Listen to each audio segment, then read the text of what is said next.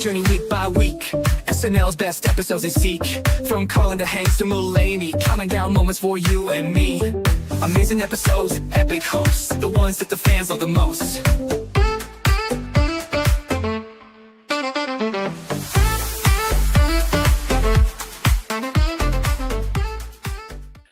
Yes, welcome on in everybody to the Saturday Night Network for another edition of our countdown of SNL's greatest episodes of all time. My name is John Schneider from the SNN, and after 15 weeks, we have finally made it here to the last episode of the countdown where we will reveal 3, 2, and 1 on the list, the episodes that were voted for the most. Very excited to be with you tonight as a presentation of LateNighter.com. And for the 15th Monday in a row, Bill Kenny is here. Bill, how are you? Good, John. I wore my championship Dodgers jersey, my Freddie Freeman. We're walking it off tonight with our great friend Haskell. Very excited to be back on with him for the first time in a while. So it's going to be a very, very interesting last 3 that we go through here. Very excited to talk through them with you. And what is that? Is that the closer's music? Yes, it is. Andrew Haskell is here to close the countdown with us, our 3rd year in a row. We're closing it out with my man Haskell. How are you? I'm doing all right. I'm kind of like, you know how they start defrosting Mariah Carey right after Halloween? Like, you know what I mean? Like, as August rolls to an end, they start defrosting me. I know, like, the season's coming up. I got to start getting into routine for this. I'm so excited to be here. You guys have been amazing all summer, counting down these episodes. I was getting a little nervous. I was like, he's got to call me in to close this because I got to be a part of these conversations. And I had to match Bill as well, too. So I had to wear some Red Sox gear today. So, man, I'm just excited to get into this.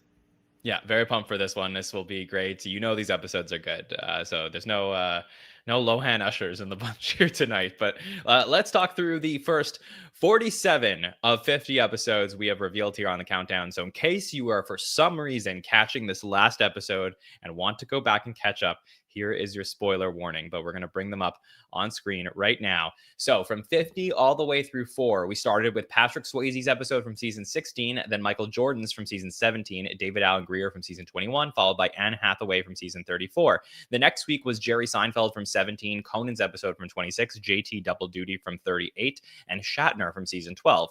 Then we did JT's episode from 36, Walken's episode from 28, Alec Baldwin's Christmas episode from 24, and Sigourney Weaver, the season 12 premiere.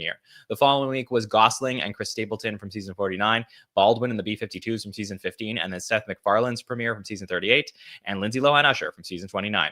Then we had Christopher Walken and Arrested Development from season 18, Charles Grodin, Paul Simon and the Persuasions from season 3, Jimmy and Michael Bublé from season 37, and Sudeikis and Brandy Carlisle from season 47. Those were the first 5 weeks of the countdown where we did 4 episodes a week. Now we go to the 3s where we had Will Ferrell and Green Day from 34, the series premiere with George Carlin from season 1, Peyton Manning's episode from season 32, then Pedro Pascal from season 48, Tom Hanks from 16, Jack Black's episode from last season, then Tom Hanks from season 14, Tina and Amy from 41, and Don Rickles from season 9, then John Hamm from season 34, Kristen Wiig from 49, and Jimmy and Justin from 39. We got Tom Hanks from 15, Larry David from 41, and Candice Bergen from season 2, followed by Nate Bargatze from 49, John Mulaney from season 43, Marty Short from season 38, and Adam Sandler's episode from season 44. Then Justin Timberlake's season 32 episode was number 11, and we are into our top 10, where we have George Wendt and Francis Ford Coppola from season 11, Christopher Walken and Christina Aguilera from season 25, Tom Hanks and Lady Gaga from season 42, Dave Chappelle and A Tribe Called Quest from season 42. Last week, we revealed 6, 5, and 4, Richard Pryor, Gil Scott-Heron from season 1. At number 5, Betty White and Jay-Z from season 35. At number 4, Eddie Murphy and Lizzo, season 45. Haskell, how do you feel like the listeners have done 14 weeks into the countdown? I think, you know, as you get towards the top of the list, there's a lot of those that make sense.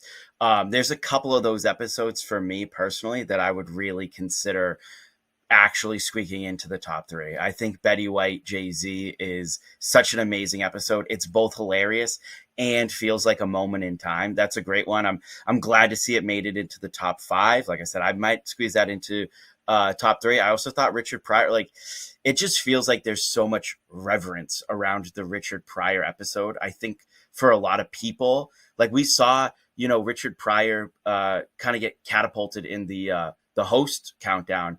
because of like what people felt that episode means to SNL. So I thought that also maybe would have ended up in the top 3. There's a couple here that I think as we go down, obviously, once you get into those 20s, 30s, 40s, there's a lot of room for debate. That's why we did the show, right? I think for me personally, that Will Ferrell Green Day season 34, that Peyton Manning episode, I got to move those up a little bit.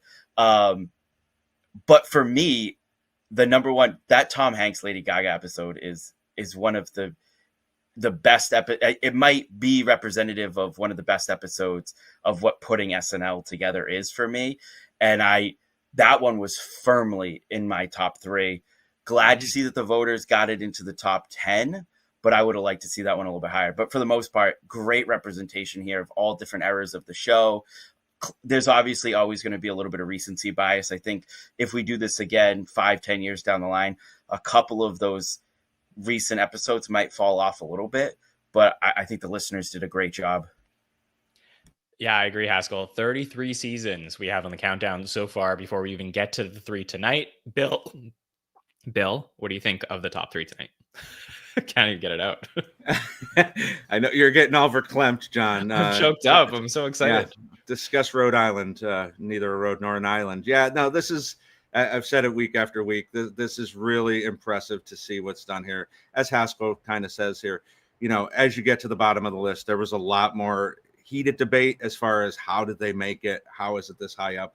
There's no debating what we're seeing in the top 20 here. You can debate the actual spot that it's in, but these are all like you just say the name and an SNL fan is going to, if I say Larry David in the 1975, you know what I'm talking about. If I say Mulaney, you may not know which episode, but you know that all of his episodes are worthy of discussion. And last week we really got 3 that are just impeccable as far as episodes. But I think we're going to beat it with the 3 we're talking about tonight. Yeah, well, we shall see. All right, let's set the table for what's going to be happening here tonight. So we will reveal 3, 2, and 1. Bill and Haskell know what the episodes are. They don't actually know the order of the 3 episodes. So that will be a surprise for them. So I'll definitely ask them their thoughts on each of those episodes landing at the spot that they are in. We will then look at mine and Bill's lists at the end, and we will talk about where we place these 3 episodes as we usually do every week. We will not be talking about the episodes that just missed the cut tonight. We're going to do that next week. So we'll be back for one more countdown show next week where we will go through all of those episodes that you may be asking yourself, where was this host? What was their highest episode?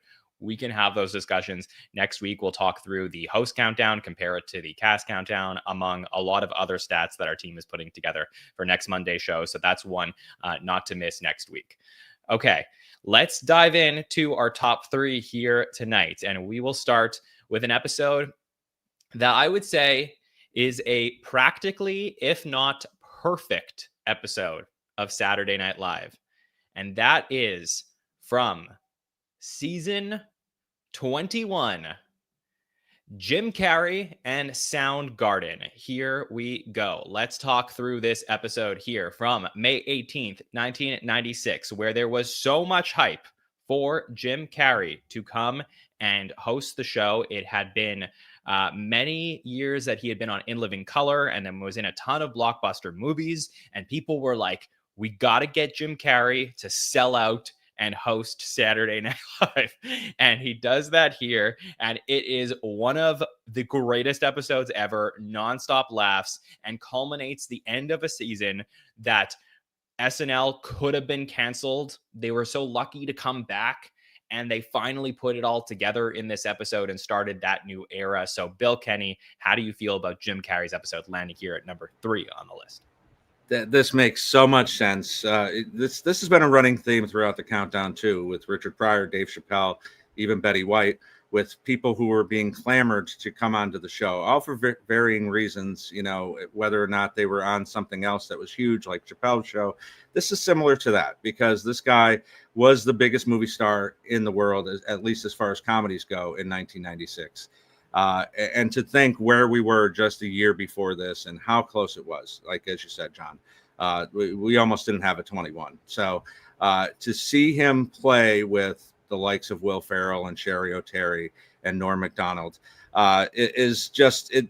Even all these years later, almost 30 years later, it's still so heartwarming to see. He's a comedic talent like none other. So yeah, love this being here.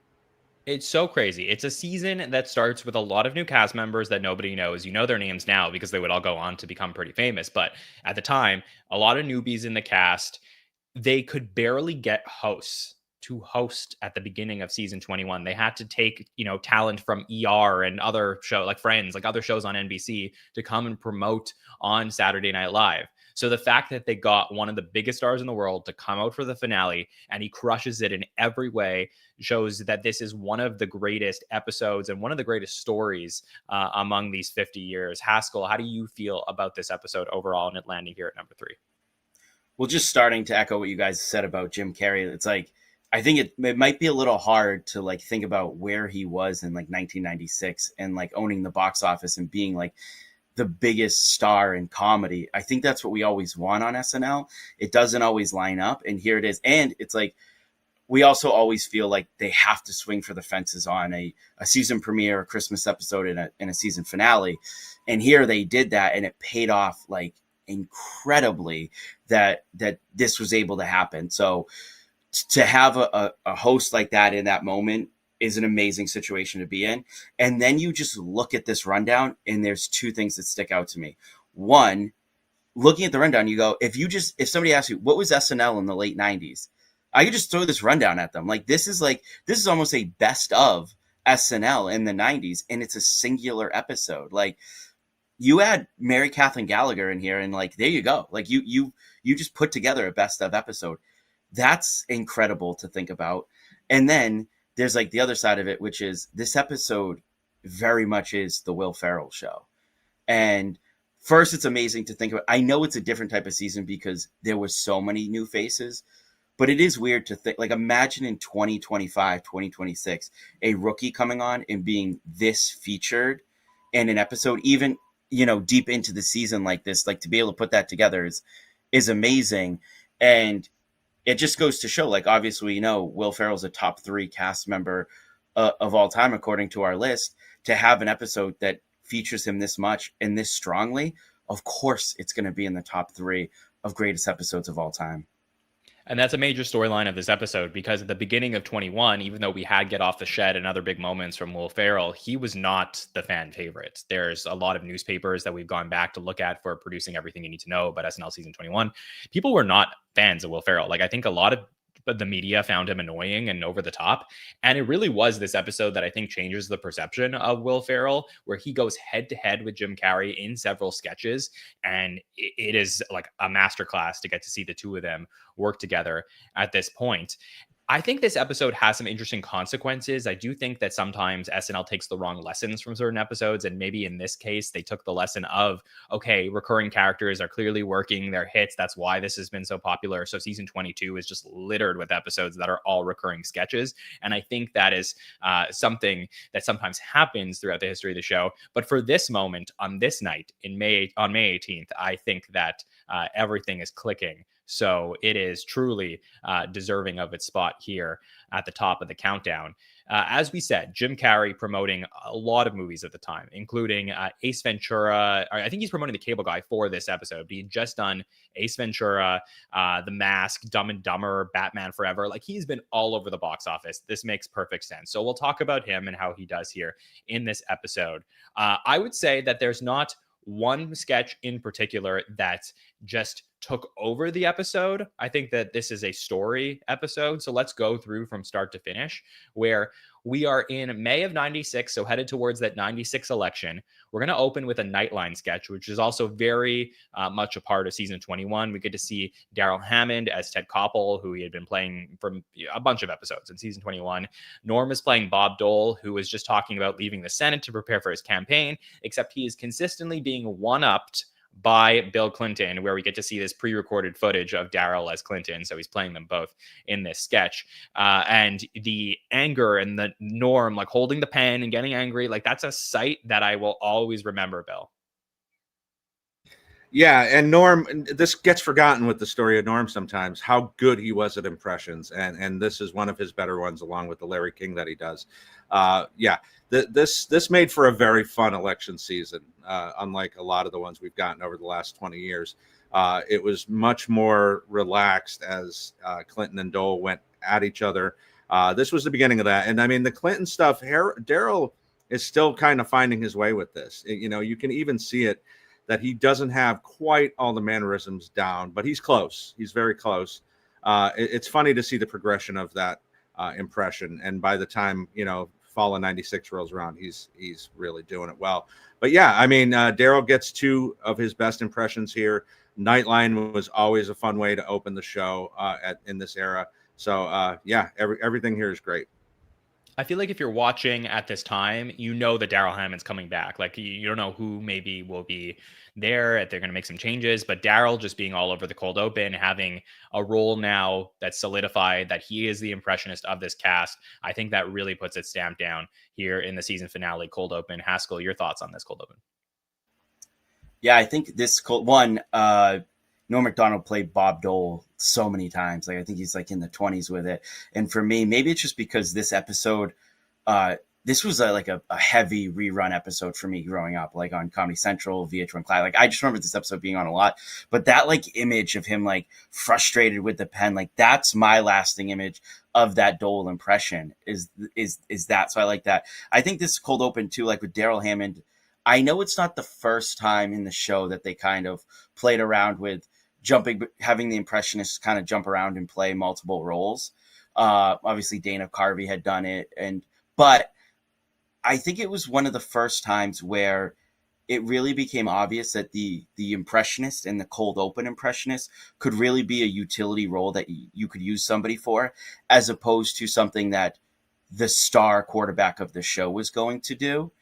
And again, I just think it's so like Bill said, like, you know, Daryl's finding the Bill Clinton here, but it's really impressive that you can get those multiple impressions into a sketch and have these, like, you know, I think this is around the time when Daryl Hammond became one of those really great impressionists that was spot on and turned it into a character.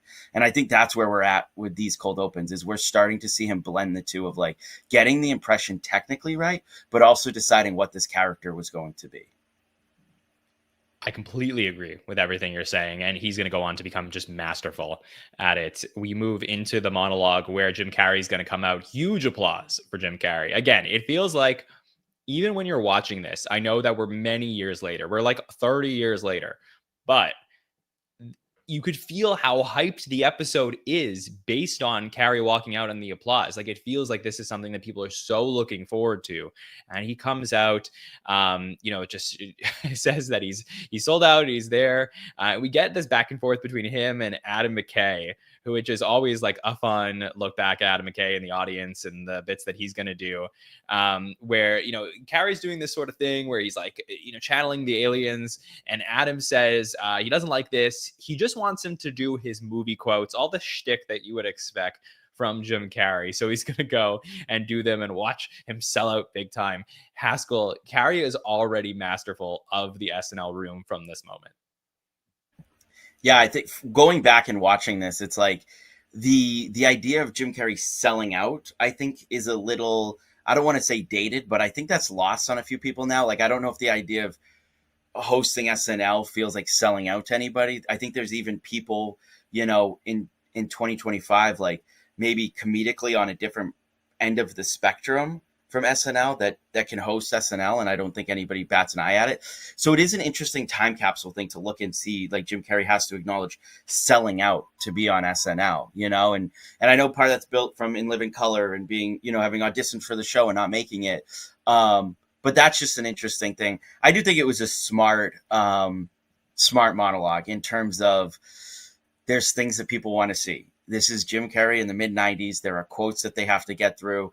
There are there's like things that people want to see, and you don't want to make this the Jim Carrey just does his character show, which is funny because I said it becomes the Will Ferrell show. But this is a good way to get it out of the way, show Jim Carrey's comfort and just jumping into those characters live and doing that.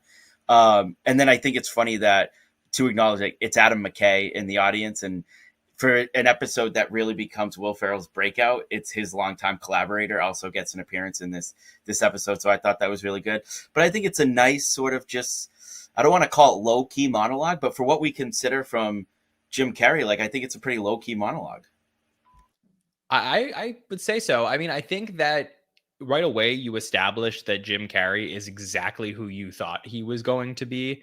Again, he's a few years off of In Living Color, a couple years, and then he's doing all these movies, and you sort of wonder how like his rise to stardom may have changed him, but he's exactly the caricature of Jim Carrey that you would expect when he goes out and does all of the bits and facial expressions that are so Carrey.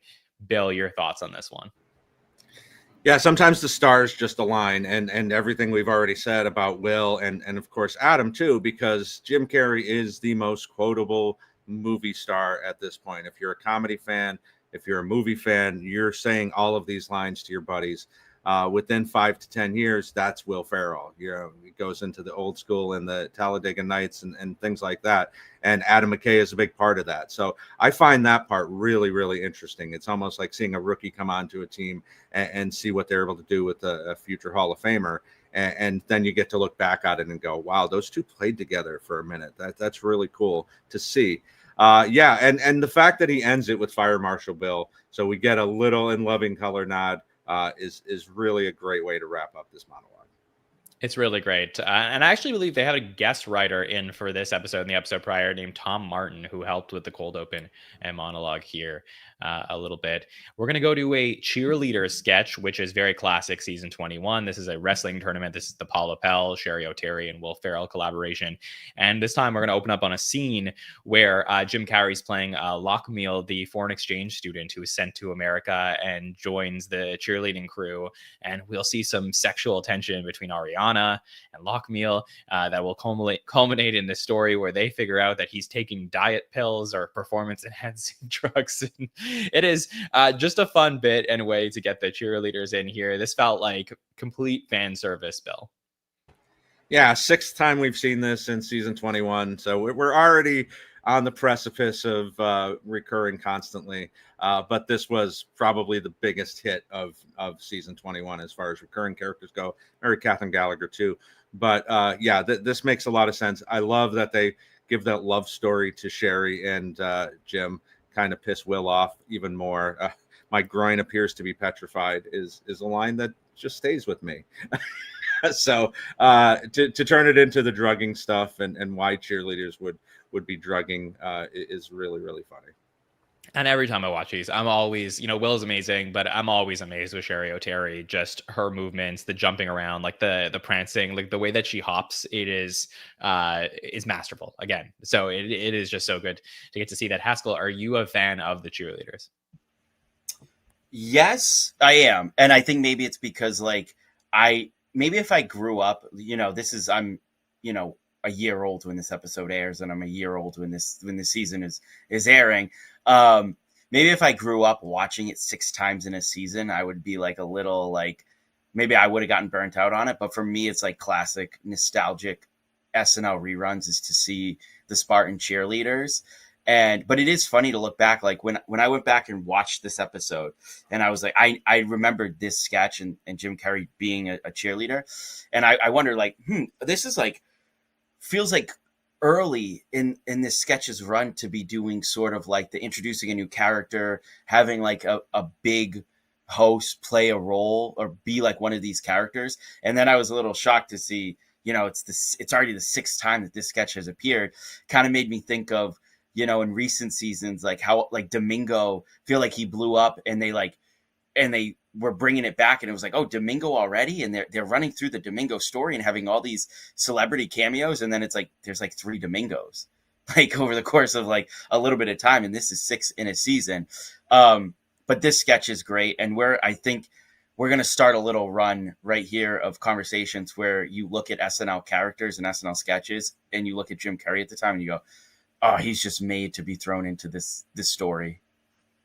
I think he auditioned for season 6, if I remember correctly, but he feels like he would have been a perfect fit with this cast. Like, obviously, season 6 is a different story with imagining how he would have worked there with, Gilbert Gottfried and Joe Piscopo. But truthfully, like at this age, he feels like fully formed. He very much in this episode feels like Steve Martin in the original era, like could just fit into these sketches as another cast member. And it's just so perfect. And that's going to translate really well to the Roxbury Guys sketch that we're going to get right after this, where this is the second Roxbury Guys, but sort of the first real one, because the first one didn't have What Is Love playing. So that to me is like the official mark of these are the Roxbury Guys sketches. I'll never forget this one of Jim Carrey, Chris Kattan, and Will Ferrell bopping their heads, where they go all around. They go to prom, they go to a wedding, they go to a retirement home as they're making their way through the night. So much debauchery here between these three guys. Haskell, this one for me, like some all-time visuals. I think this is the best Roxbury Guys that we got. I think if you go back and you played them all together, this is my favorite. Like you said, it's the bouncing around of everything works together so well, and like the visuals work so well, and it just feels like Jim Carrey is like, it feels like it's a trio. This does not feel like a sketch where, and maybe it's because they hadn't really been that established. It's a little different than the Spartan cheerleaders where you'd seen them so much. It doesn't necessarily feel like a duo where they then created something for the host to do and throw them in there, which we see often. This feels like a sketch. If you ran 12 of these over the course of 3 seasons, where it's the 3 brothers, like maybe it I don't know, like it just fits so naturally. Yeah. Bill, what was your thoughts on this Roxbury Guys sketch? I think I've said before, but when I was in college, this was the go-to. Me and my best friend would break this out and do this at parties for the shit of it. And this was the one. Haskell's absolutely right. This is the best of My them. dick in a box is your Roxbury Guys. Absolutely. Yes. You, me. But yeah, we talked about Belushi last week with Samurai and him talking in that prior one and how jarring that is. And that's at the beginning of Samurai. They're talking here. This is more than they talk in almost any of the other Roxbury Guys, where they're in the car and the CD skips and they're CD, what? Dust.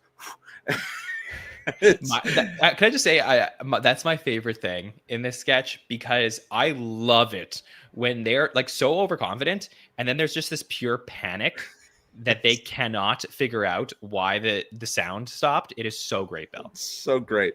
And the old ladies, Carrey feeding that old lady is such a great visual. The high school, or not the high school prom, it was the wedding, right? The Endless Love. So they're playing Endless Love. They're still bopping their heads. So yeah, this might have given this the juice it needed to go on and do 8 more times after this, I think. Yeah, and then when they're with the elderly women, he like pulled out her teeth, and he's like, "Oh, souvenir!" Like, it is so good. Haskell, you're gonna jump in before. Yeah, can we just clip the line "My dick in a box is your Roxbury" and put it in the soundboard Saturday Night Network Hall of Fame? Of course, yeah. Love it. All right, well, we're gonna get to probably the most famous sketch from this episode, which is the Jacuzzi lifeguard sketch. So this is not a recurring character. This time we get Will Ferrell, who again is all over this episode. He's gonna be in 6 segments of the episode, but he's in this small jacuzzi, and there happens to be a lifeguard there, played by Jim Carrey, who is on watch to make sure that everything is okay, and he's consistently barking orders towards Will Ferrell's character to make sure that everything is safe, including putting the lap swimming, or we're gonna get Tim Meadows, who's gonna jump in the pool as well and do some laps there. At one point, Will Ferrell's gonna get a cramp and he's gonna think it's an emergency, and we get this great visual of him jumping in with the floaties and all of that. But this is like one of the best all-time performances, I think, from any host in the history of the show. Jumping in here alongside a cast member, I think this is one of my favorite sketches of all time, Bill, and I'm so glad that we get to talk about it here. Yeah, definitely up there for me too. This is the most in living color thing you will ever see on SNL, because this is something that Carrey definitely would have done in the first couple of seasons of that show. Jim and Will, again, how did we not get a buddy movie from these two guys at some point in the history of time? And the CPR to end this kind of foreshadows old school. I wonder if that was in the back of Will's head as they're putting that together. And Hello, darkness, my old friend. Here we go. Yeah, this is great. Jim with the small walk-on role here, but makes it work in that tiny little hot tub. He's swimming laps behind those bars. It's just great. There's something about the movements that Carrey does, like where he goes and like he puts his hands through like the floaties that go on his wrists and stuff like that. Like everything is so deliberate in the way that he performs this role. Haskell is really brilliant. I'll be honest with you guys. It was a long time. It's fairly recently, not like this week. I didn't just find out, but I've seen this sketch, like I said, reruns. It's come up on social media 100 times. I always thought it was a character of his from In Living Color that I just like had missed, because it feels so fully formed, and it feels like something that he'd done 1,000 times, and almost the reaction to his humor is, it's like the audience is familiar with the beats, that it feels like it's a recurring character that he did. And that's just like that. I don't think many people in SNL history, cast members or not, can debut a character like that and really get it over in seconds, where the crowd not only understands the game, but like feels so familiar without being like, they're just doing something they always do. I think that's totally incredible. It also, I'm partially torn, because seeing him do a character like this is where I go like, oh, it's kind of a bummer that Jim Carrey wouldn't host again for like 15 years. But is this such a great sketch because he didn't host again for 15 years? And it wasn't like, he wasn't hosting every other year where people are going, he's got to bring back the lifeguard. He's got to do the lifeguard tonight. And then all of a sudden we have 6 lifeguards and we go, yeah, after like the second or third one, they kind of ran out of steam. So I'm glad about that. And then again, Bill, you touched upon it, like Jim Carrey, Will Ferrell, like this is what SNL is about. To see in a very small confined space, you have the top comedic movie star in the world, toe to toe with somebody who's about to be a top comedic movie star in the world. That's amazing. And then just Tim Meadows, dude. We could put Tim Meadows in everything and we still don't get enough Tim Meadows. Even to this day in 2025, he's still the funniest part of like everything you put him in. He's unbelievable. And this does feel like a sketch that would, that Carrey would have come in with. I believe this was the Steve Corrin sketch, who also worked on the Roxbury Guys in this episode, and a couple other things like all over the place here. But yeah, just to see the two of them, it's probably one of the best. I know Tim is a big part of this, but it's one of the best like two-handers for sure in the history of Saturday Night Live. And I do wonder how our view of it would change if they had ever did bring it back, if Jim had hosted again while Will was in the cast, because I feel like they would have been inclined to do so. But I do think like the legacy of it is that it happened once, and it was just this really cool moment where you get these two people at this point in time, which creates one of the best sketches ever. So Jacuzzi Lifeguard is our final sketch pre-weekend update. We're going to get weekend update with Norm Macdonald next. So again, we're still at the point, season 21, where they're experimenting with where they do the music. So the music's going to take place after update. But here we get weekend update here. No correspondence on update, just Norm riffing and doing some OJ jokes. So we get the, why OJ's kids asking about Mother's Day. I didn't spend Mother's Day with my kids because I killed their mother. Another joke about OJ endorsing Bill Clinton and saying that there's just one thing that he needs him to do for him, with a picture of Hillary showing. So like a lot of OJ jokes that are happening, which you would expect from Norm in this update, but it's a pretty solid update, Bill. Yeah, and he starts it with idiot. I didn't spend time with my kids because I killed their mother. Unabomber, Kevorkian, and then that famous joke that's been shown a million times with the Tom Cruise cover. And Tom Cruise once and for all putting to rest the fact that he's not gay. And he's just, surrounded by flames with his shirt open. This is peak Norm right here. Don't need any correspondence when Norm's killing like this. I think that this episode benefits from not having any correspondence on update. I think the sketches are so good. I feel like Lorne was sitting in that chair looking at the rundown and being like, we don't need them tonight. Like, let Norm go out there for a few minutes, like do his thing. but everything was so jam-packed and so well done. It almost felt like unnecessary to do it in a way. What do you think, Haskell? Yeah, I mean, I kind of agree, and it just, you get through so many, like, maybe not the iconic joke on certain topics, but so many topics that Norm would come back to time and time again. And rewatching this, like, going into rewatching the episode, I didn't, off the top of my head, I wasn't thinking that there was no correspondence. Like, that wasn't something where I was like, this is an episode where it's just Norm. But man, it made me think, like, when people ask me best Weekend Update anchors, like, for me, this might finally be the tiebreaker. I don't know many other of the anchors throughout Weekend Update history where I could really say, like, yeah, they could go out there by themselves, just deliver their jokes, no correspondence, and I would be like, yeah, that's a complete episode of Weekend Update, and that delivered. I think pretty much every other anchor in the history of the show, if they just did their jokes without a correspondent, I would have been like, you're missing something. But in this case, man, he just delivers. He's in, he's out. We got Weekend Update, and we're good to go. Like you said, I think it's a really smart decision too.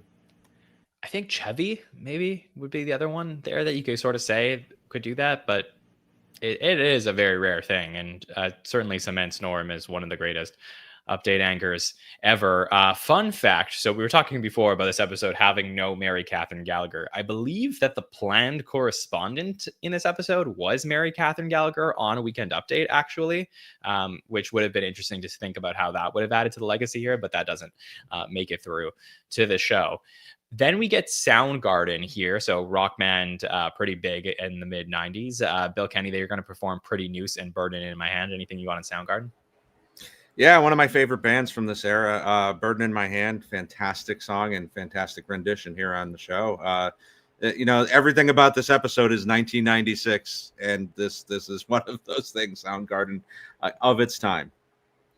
So we're going to move to a business sketch where people are hanging around an office, and there's this moment where we get Jim Carrey talking to Mr. Clemens. He's playing a character named Joe who says, like, I'll see you in court. And he responds, I'll see you in hell. And everyone's like, wow, that was so impressive, Joe.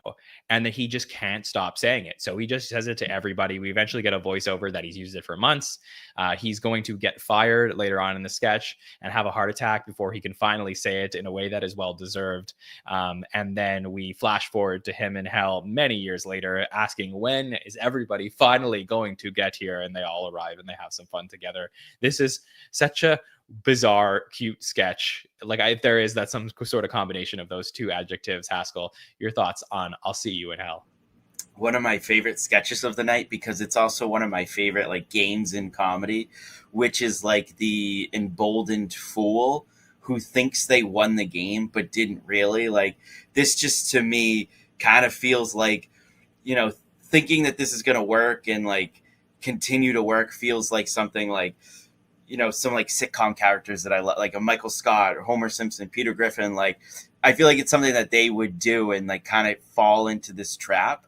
So I don't know if it's a great sketch, but it's like one of my favorite types of sketches. So, like, outside of, like, some of the recurring stuff, like, it's one of my favorites of the night just because I think the game of it is so fun. A couple chat questions. Thanks to Piano Man, who pointed out that the Roxbury Guys did introduce the Soundgarden performance. So that's a very cute aspect of this episode as well. And, like, a cool cherry on top to all of it. And to Jack, this is a Tom Giannis and Adam McKay sketch for I'll See You in Hell. Bill, what are your thoughts on I'll See You in Hell? It doesn't overstay its welcome. There's not a lot of escalation here, but I think the fact that Carrey is doing it and carrying this, is a big part of why this works. And how about those 96 fire graphics? Like, Jesus, we've moved from the 85 season 11 fire graphics. We're in a better part here, but we haven't reached the special editions yet that we get in the 2010s. That's a little cringe to look at, but yes, very funny and gets out quick enough. We get the final edition of Spade in America up next. So David Spade has stuck around for season 21. He was doing a lot of Spade in America week after week in the fall. Slows down the pace a little bit in the spring as they're weaning him off of the show. And here is his goodbye to Saturday Night Live after these 6 years, where he's going to roast the new cast members, doing a version of Hollywood Minute. He'll talk about Nancy Walls saying she's married, but she ain't that married. We're going to get Mark McKinney, who's been in 40 sketches. Name one. David Koechner, funniest guy around the office. Not this one. Colin Quinn mentioning, his previous roles and saying, is that Colin Quinn's dad? We got a bit on Chris Kattan and Fred Wolf as the couple of extras from the Birdcage. Tim Meadows, a cute joke about how, obviously they joined the cast together and their friends, didn't get to meet him. And I heard he's fun. And then really just quick run through, mentions Sherry O'Terry, didn't know she worked here, before he decides to look back at the previous Hollywood minutes and the greatest moments from there. And we get this montage of him and his roles throughout the year on Weekend Update. So Bill, nice goodbye here to David Spade. It is. And if you just came into SNL over the last 20 years or so, and, we debate this every finale, every season premiere, when the announcements are left of who's leaving, like, how didn't they get a goodbye? How didn't they get a goodbye? At this point in time, like, it was pretty much Phil Hartman, and that's the list. Like, there's very few people who got on air recognition of the fact that they were leaving the show, and this is it for them. So this is a really good way to go out. It's kind of a pat on the back to Spade. You stuck it out. We fired all your buddies last year. Thanks for coming back and giving some credibility to the cast of unknowns. But he wasn't needed anymore at this point. So it made sense for him to go out, and he went out on top, I think. And you would think that they probably don't do a correspondent on Update also because they have the Spade in America here, which is sort of like a second man at the desk moment that we're going to get. But this is the goodbye to David Spade. Haskell, how did you feel about it? I think it's nice. It's a nice fitting goodbye of, like, it's not too over the top. It's not, super overproduced or anything like that. It is so bizarre to me to see, like, when I see Tim Meadows in these sketches in this era, I'm like, yeah, that makes sense. And then you see David Spade, in a cast with Will Ferrell and Chris Kattan and Sherry O'Terry, and you stop for a second, you're like, oh yeah, he was there a year longer than kind of his contemporaries in Sandler and Farley and stuff. Like, it's so it just kind of takes you out for a minute. But I think the roasting of the current cast is really fun. I think it's something that they've brought back in small ways throughout the years. I think it'd be a fun thing to bring back. I know maybe like roast comedy is a little overexposed now, where it's like it wouldn't be that unique to kind of do something like that anymore. But I do think it'd be a fun way, especially I think now you have a large incoming rookie class into this upcoming season. I'd love to see something like that. You got David Spade, hosting his podcast, talking SNL a lot again. This is a really fun goodbye for Spade in America, but I would also, I'd bring it back one more time and do some roasting of the new cast members. Yeah, I can't wait for the season 51 finale where he's like, Cam Patterson. So we'll see what happens there. Let's go to the Joe Pesci show, where we're going to see, of course, Jim Brewer come in there as his Joe Pesci. We're going to see Jim Carrey as Jimmy Stewart and Mark McKinney as Jim Carrey, as they will imitate each other throughout the sketch. And a lot of, poking fun at Jim Carrey for needing attention 24 hours a day. And we get this great physical bit at the end where we always get Jim Brewer as Pesci whacking people with bats. But this time it's the classic moment of Jim Carrey's Jimmy Stewart grabbing the bat and beating up Joe Pesci himself and turning the tables on Pesci. Haskell, this for me is such an amazing moment. Yeah, and this is like very much of like this season in this era. Like, I know Brewer in recent years, I don't want to say he's talked, too negative about his time, but he's clearly said that, he didn't get along with certain people at the show. And it's very interesting because he was a really good performer on the show, and he had, a couple of characters, and he had this Joe Pesci impression and this bit that really, really worked for him. And I would have liked to see a little bit more of it, but this is a great version of it. And Mark McKinney, dude, I don't want to say very underrated for SNL, but one of the most underrated performers to ever be on SNL. I don't want to say his time at SNL was super underrated, but in terms of people that are hilarious and should have killed for a long time on SNL, he's right up there. And, he's really good in this sketch too. I think he's absolutely way too underrated. I think that obviously like balancing Kids in the Hall, between his writing stint and then coming back as a cast member, didn't allow him to see his full potential on Saturday Night Live. But if we had had a few more years of Mark McKinney on the show, I think we all would have benefited for it.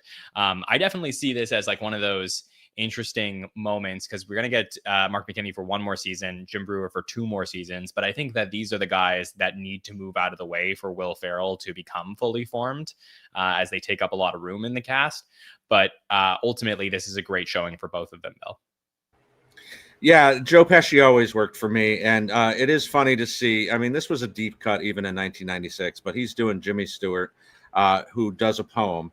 And that was something that Jimmy Stewart in his later years would go on Carson and do. And he, when his dog died, he'd go on Carson and do this 10-minute long sappy poem. And Carson just, true professional, just let him sit there and do this. So I don't even know that people got what was happening then, but the impression is so good. Everybody has a Jimmy Stewart in their pocket, and Carrey's is one of the best. And seeing Carrey get roasted by McKinney and talk about the attention, talking out of his ass, is really, for a guy who's on the pinnacle of comedy at this point, to be there and be in on the joke. I think was very good of him to allow. We will get one more performance from Soundgarden, and then the final sketch of the night. I will just say, I feel really bad for you if you've never seen this sketch and we're about to ruin this for you, because this is one of the craziest last sketches of the night, I think, ever, where it's called Jimmy Tango's Fat Bustards, or as the Busters, or as the superfans do call it, the Ride the Snake sketch, where this is a sketch where Jimmy Tango is there to talk about his new way to lose weight.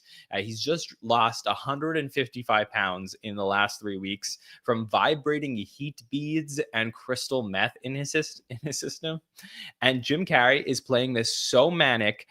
It is an incredible performance, only to be upped by going head to head once again with Will Ferrell, who is screaming while wearing these vibrating beads, saying that he has found the devil, and his head just starts bleeding. It's one of the greatest visuals and one of the greatest, like I said, two-handers back and forth. Of course, we're going to have Nancy Walls in this. There's some other great moments, but still, this Jim Carrey and Will Ferrell moment, I still feel like through the storyline of this episode, this is like a passing of the torch of like one amazing all-time incredible performer going to another. They how do you feel about the ending with Jimmy Tango's Fat Busters? Yeah, it's almost like the Jacuzzi lifeguard was like, they made Will Ferrell earn this sketch. It was like, you're going to go play kind of the straight man and kind of toe to toe with Jim. And then in the end of the night, we're going to give you that opportunity to see if you can really upstage him and do something like that. I think this is another one of those things where I'm torn. Like, maybe Jacuzzi lifeguard is like one of the perfect like one-off sketches. Jimmy Tango is maybe a character where I'm like, oh, if he hosted 3 or 4 times throughout the 90s and early 2000s, like I could see Jimmy Tango coming back and doing like, maybe not being a fat buster, but something else, that's sort of self-help in that way. And I think it would have been one of those sketches that, even though you saw the game coming a second time, just if you could get somebody else, nobody's going to replace Will Ferrell in that situation, but somebody that can really like drive it home that way, it's a sketch that probably could have worked again. I think if you're watching this episode, you're getting to the last sketch, you're like, God, that was a really amazing night of Saturday Night Live. Like, SNL is back. And then this sketch airs, and you have to like put your foot down and be like, this is maybe the greatest episode ever, Bill. Yeah, this is one of the biggest mind fucks in sketches that we've ever gotten in the history of the show, because this just turns everything on its head. SNL loved doing these infomercial parodies in the 90s, and rightfully so. They were everywhere. You saw them when you were passing out on your couch after a night at the bar. And this was, it opens, and that's where you think this is going.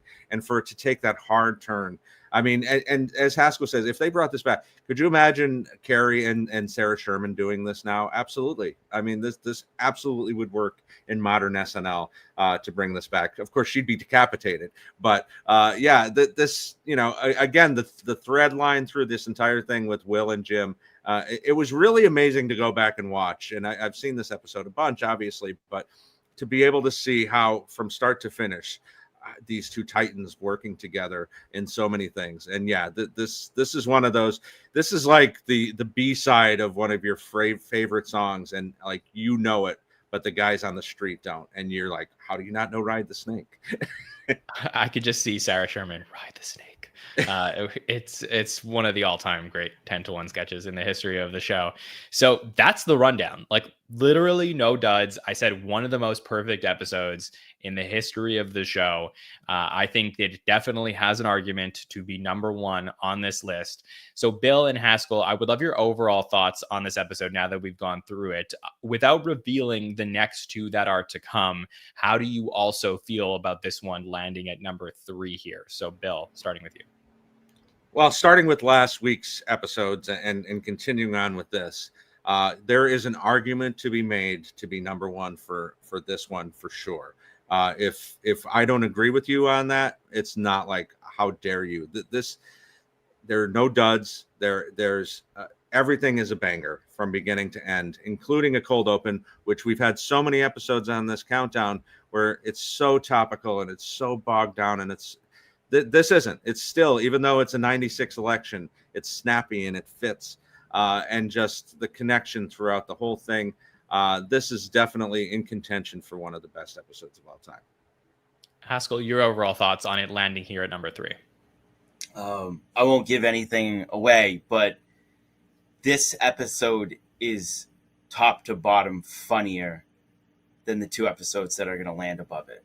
It's funnier. If you watch all 3 episodes back to back to back, like I just did, you will laugh the most at this episode. You know, sometimes it's tough. Like, what's the best and what's the greatest? Like, I'm a Red Sox fan, okay? Ted Williams is the best hitter that ever played for the Red Sox. David Ortiz is the greatest Red Sox player ever, because you have to put, you know, legacy matters and success matters and all that sort of stuff.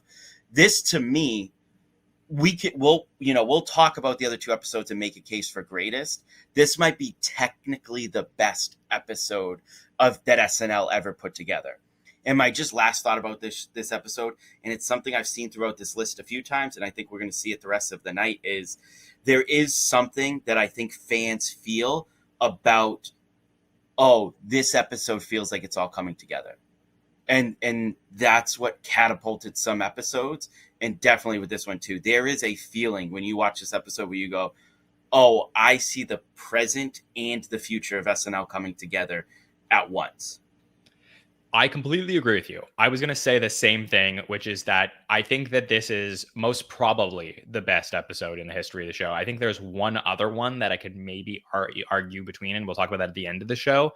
But because it's a practically perfect episode, I think that this should be at the top of best. I think greatness is a little hurt here just because the legacy of the episode was so big at the time, and it really helped catapult the show into its future, but it doesn't take place in the middle of like a great era, or like doesn't have the historical significance that I think that other episodes, not even just ones we haven't revealed, but even ones we've already talked about, do. So I think it's probably hurt in terms of greatness, as we're just closely defining the terms here, but truly one of the best episodes ever, and also has that case for greatness just based on the fact that everyone in the summer of 1996 could not wait to see what the show would look like when it came back, coming off of this Jim Carrey episode.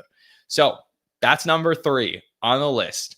Let's jump ahead to number 2 here. And the guys don't know what's coming next, but I'm very excited to talk about this one. I think if you were to walk down the street and ask anybody who was a fan just a little bit of Saturday Night Live what they think the greatest episode in the history of the show is, I would bet that most people would say this one. So we're going to head to the peak of the original golden era here and talk about Steve Martin and the Blues Brothers from April 22nd, 1978, our first venture into season 3, which I think is arguably one of the greatest seasons in the history of the show. But we get it here with episode 18, the second time Steve Martin is going to host the show this season, 4th overall. And this is an all-time classic, Haskell. Yeah, I think going back and rewatching this one, I felt like I was watching, the SNL that my dad and my aunts and uncles, fell in love with and that I inherited. Like, I was really feeling like it was so of the time, but it was the first time in my life that I was like, oh, I can see where people who grew up with this original cast say that that the show was never as good again. After, I know we're, Chevy for Bill, but this original era, like it was really, when you go back and you watch not just some of the quality of the stuff that's in there, but it is so dense watching this. And it somehow feels like there's some of these sketches go on and are so developed that it just feels like in modern day SNL, if a sketch was that developed and that long, you'd be like, okay, there's like 3 other sketches tonight. And this both has a number of historical sketches, historical characters that all get to develop and play out and still feel like a full, like dense episode. I think it's helped also by the fact that, of course, 2 of the cast members are the musical guest in this episode. And that's just like one reason why this episode is considered probably the greatest of all time. The million other reasons are all of the segments we're about to get to, which is classic after classic, Bill. But this is very exciting to talk about. Finally, Steve Martin, an episode that he has hosted on this countdown. You're at number 2. It took 48 episodes to get to Steve Martin. That's insane. But yes, this is the one that makes the most sense. We talked to Bones Malone last year, and he had some great stories about how, Lauren didn't want to put the Blues Brothers on. He thought it was stupid. They kept trying to push it. They even wanted to do it at one of the end of the episodes, and he was just like not into it at all. At some point, that idea changed. They had obviously done this as the Bees, but that was the Bees and not the Blues Brothers. But the Seedlings were there.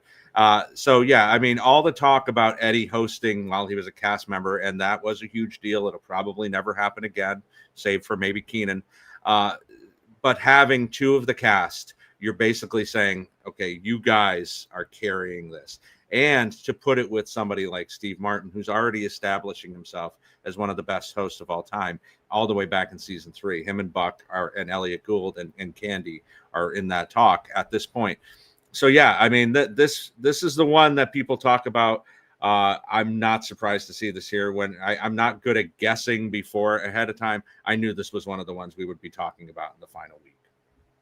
Yeah, you knew this just had to be here. I will say I definitely, before the countdown, expected this to be at 1. It had been a while since I gone back and rewatched it, and I just enjoyed every single minute of it. I never wanted the episode to end. It is so damn good just to see this play out. And for me, like, I know this is not everyone's journey, but my journey through the original era, it really fits very well. That I find, like, it rises up. The show doesn't know what it is. It's trying to figure itself out. Gets through season 1, a lot of experimentation. Season 2, finally, like, having some fun. It feels like just a show that's running on its, like, low budget, and they're trying to make something of itself. Saturday night finally becomes Saturday Night Live. The cast members finally get into other projects and become these big stars, not just Chevy Chase, but the rest of them. They start to become these big stars. SNL is a show in 1978, 1977 that the biggest stars in the world are wanting to get on, that everyone in every college around America is starting to watch. And I feel like this episode truly is the top of the mountain point for the original era of the show, and it just culminates in all of these amazing sketches that we're going to get here tonight, kicking off with a rock concert where we get Paul Schaefer, the music director at the time, introducing as Don Kirshner the Blues Brothers, who are going to come out and play Hey Bartender. And it is a unique cold open. It feels different, but it is just so cool after seeing, previous performances of, Belushi and Aykroyd, and they're going out to bars and all this stuff. They're here to open up the show. They're a part of the cast, and they're welcoming you into this episode, Haskell. It is so much fun.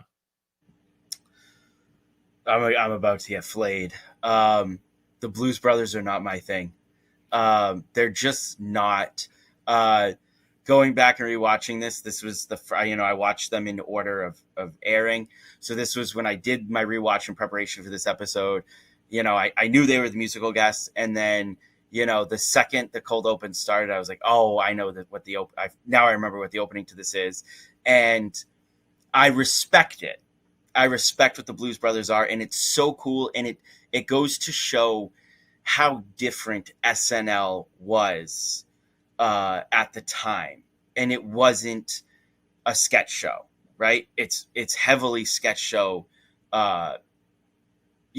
involved and inspired, but it goes back to Saturday Night, the movie about the first night, and kind of just talking about how Saturday Night Live is supposed to just be a night in New York, and this era especially is what captured that. Obviously the show would change, and I think it changed for the better, but opening up with these two guys, there's like a little bit of a weirdness to it. You don't really get, like, is this a full-on joke? Is this a full-on musical performance? Am I supposed to be laughing? Am I supposed to just be enjoying the music? Like, I feel like a little bit of that confusion and not necessarily what's going on is what creates that magic of the early era.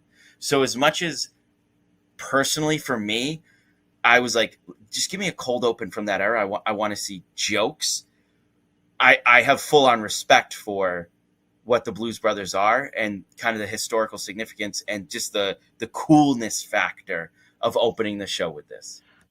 I so disagree, and it's only in that I think that you said it's like you see the show as like, okay, it was so different. Like I think it's not so different than a lot of the things we get in other eras, where we just watched the Betty White episode, and they're going to do a Denise sketch, and they're going to have all of these former women in the cast like come out and participate, and the feelings that I get there of nostalgia and excitement are the same feelings I get with the Blues Brothers here. I know that Belushi and Aykroyd are still on the cast, but for me, it just feels so special. It feels so unique. It feels like these guys, like, who were second fiddle to anything else happening on the show when the show first started. Again, this is a cast who Lauren didn't know what to do with. They were barely in the show. And now they're the ones that are opening up the show when SNL is at its most popular point. And I just get chills watching them. So, Bill, are you more with me on this or more with Haskell? I'm much more with you on this. Sorry, Haskell. I know that's your Godfather take. It insists upon itself, right? But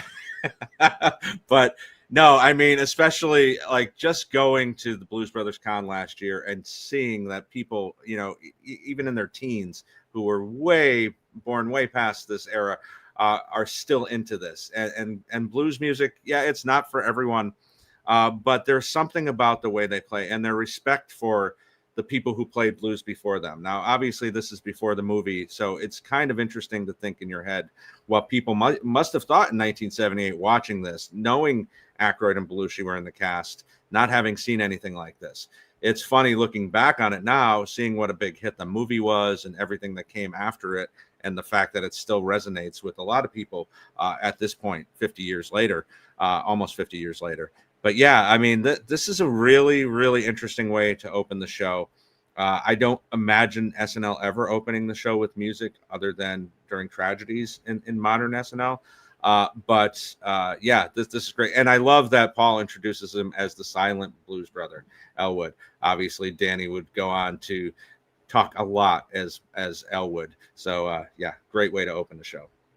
Yeah, and it definitely does feel more nostalgic given the success of the movies and Belushi not being there anymore and all of this. Like, it definitely adds to the momentous occasion that we see here to start the show. But of course, maybe if you're watching this in 1978, you are looking for more of a regular cold open. So just an interesting discussion here to open up the show. Steve Martin's going to come out. He's going to do his stand-up. Of course, Steve, at the time, if you are not a viewer of, or not a regular watcher of the original era, Steve Martin, much more known for stand-up at the time and his performances, some music, banjo performances, things like that, than acting. But he is there and he's going to do some stand-up. And then we're going to have Bill Murray come out on stage where he's going to start doing some magic tricks with Bill. He's going to take his watch and his wallet and eventually rips off his mustache and just harasses him a little bit. So a fun moment here between Steve Martin and Bill Murray to open up the show. Bill.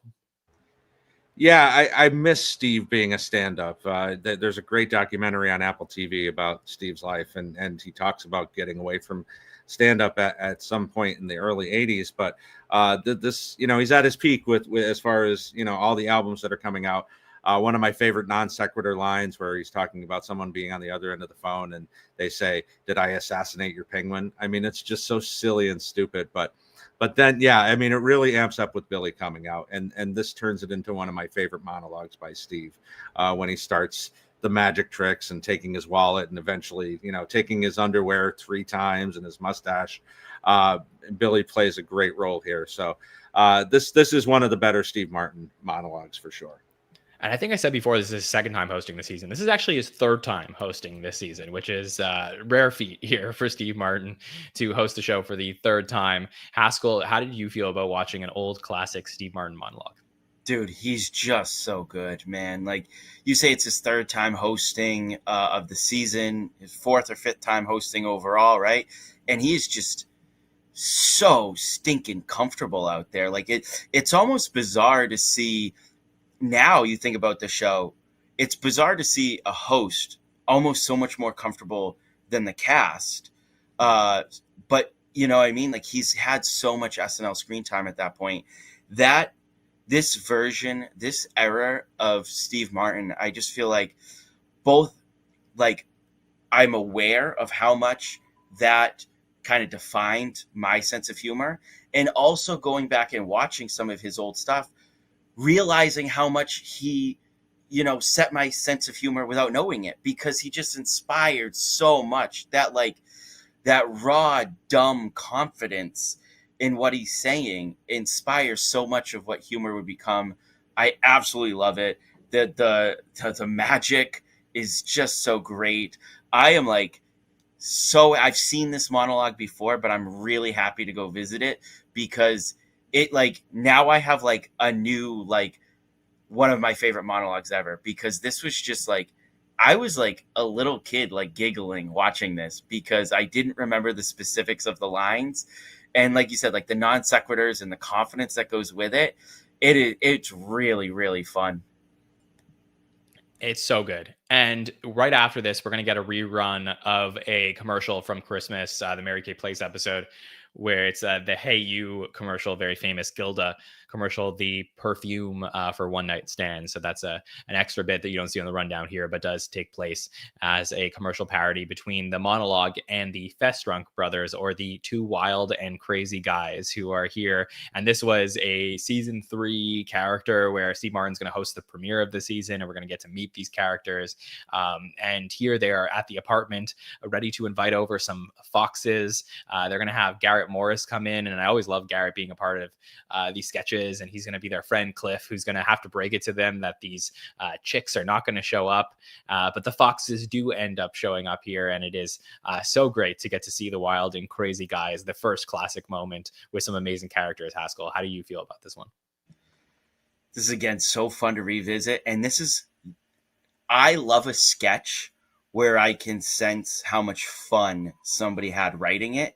And that's what happened for me here. Just some of the lines, and as you grew up watching the show and not maybe going back and watching the show in order, and just knowing things, going back and realizing, where this was in the timeline of these characters, and seeing how much was it developed, how much more would it come back. But there is a great line when Dan Aykroyd is he notices the apartment is messy, and he just says soon will be foxes here.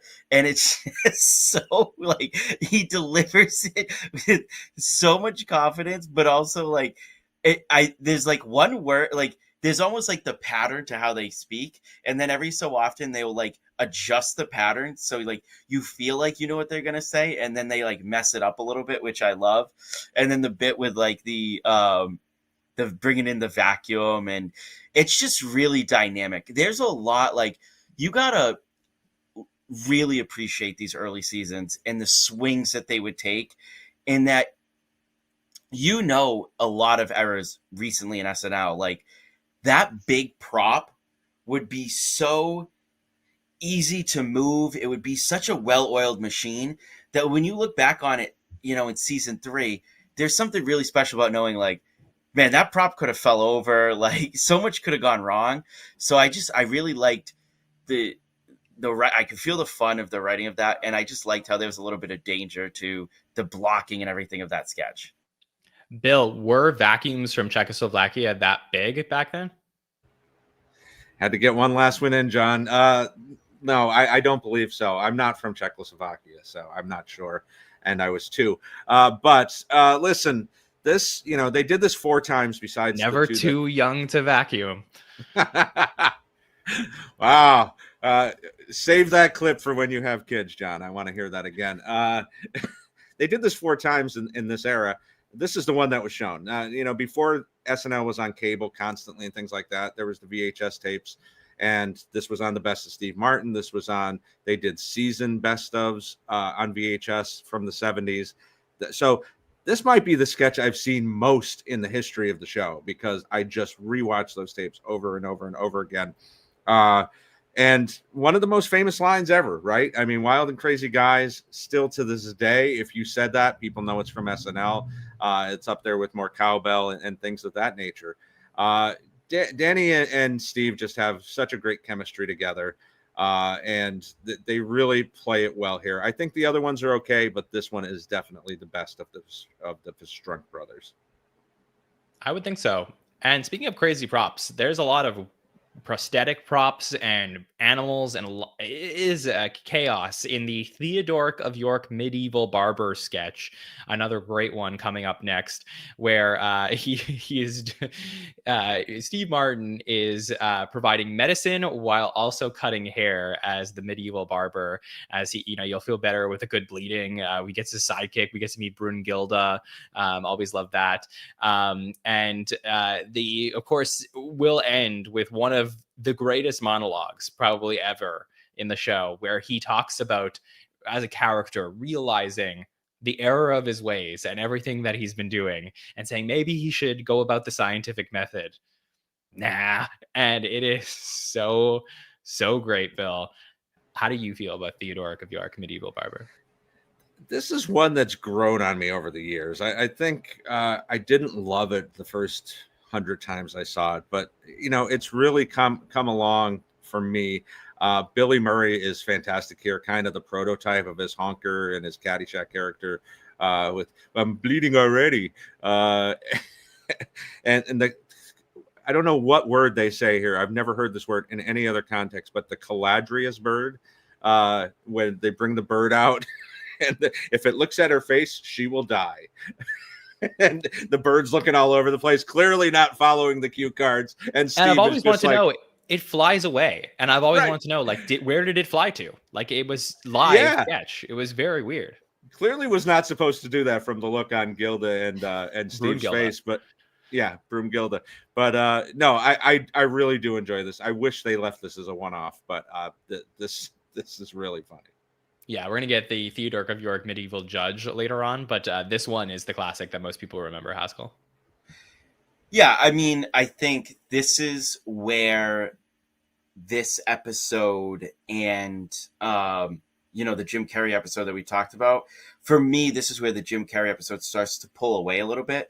This is a sketch where there's some really funny moments, and there are some really fun lines in there. But when I watch it back, I'm appreciating more of the chaos than maybe the jokes and the humor. The end, though, it's so Steve Martin for me. The whole monologue, should we embrace the scientific method? Nah, like that's Steve Martin to me, so I appreciate that line. But yeah, I think it's just a little bit more of the chaos, the live theater, the danger of SNL here, more so than me laughing at the game of the sketch or the jokes of the sketch.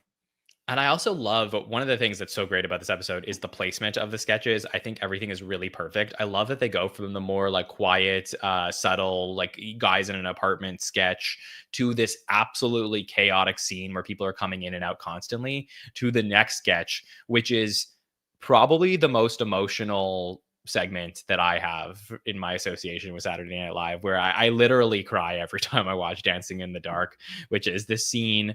It's like a quiet scene in a club where Steve and Gilda notice each other, and all of the surrounding noise stops as the music comes out, and Steve and Gilda dance around the studio and then have this moment together before she's placed back in their spot. And it's like this thing of like, you see what's happening on screen, but you know that what they're trying to show you is really just what they're picturing in their minds. And the way that they show it is so artful and so beautiful. And of course, we will end up seeing this once again on the night where Steve Martin will host in the season 14 finale, and then we'll give his tribute to Gilda Radner, who had passed away earlier that day, and they'll replay this sketch. But for me, I can't help but tearing up every time I see it, Haskell. This just one of the most fascinating, emotional, and heartwarming moments in the history of the show. Yeah, and it's funny because we hear the phrase, "you couldn't do that today," often, and it's almost always about like some show that's thought of as like, you know, pushing boundaries that could totally be made today.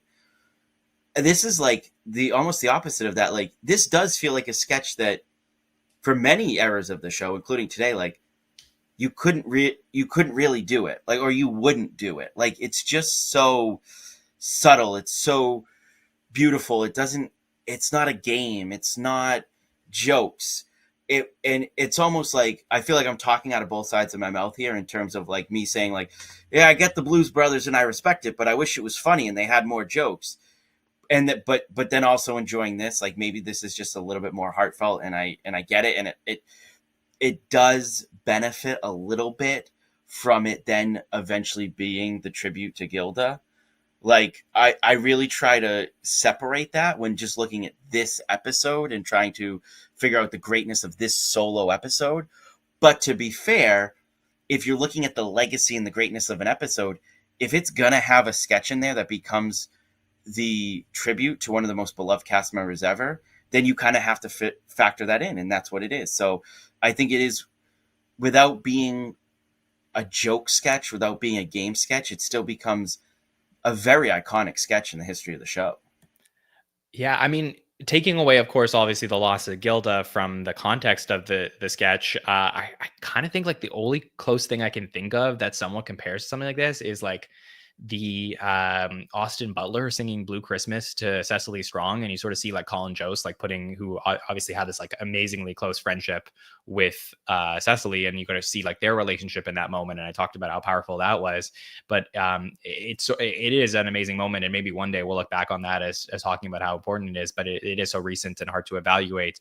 Going back to this, understanding the context of Steve Martin and Gilda Radner's friendship, knowing that Gilda was America's sweetheart, and then her just very, very untimely passing.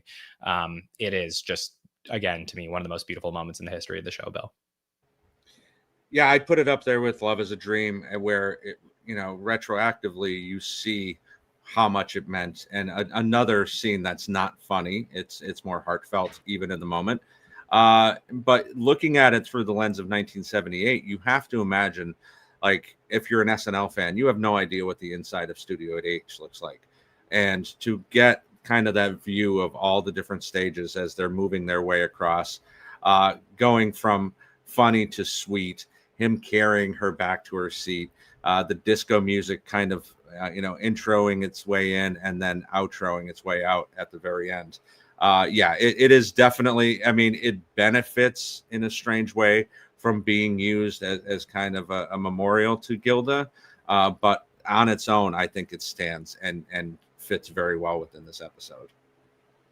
I would agree. And I was thinking about live sketch moments, but obviously Love is a Dream, the Tom Schiller film, would be just used many times to tribute both Phil and Jan. And of course, just a very emotional one as well. But really one of the greatest moments ever here and one of the greatest episodes ever.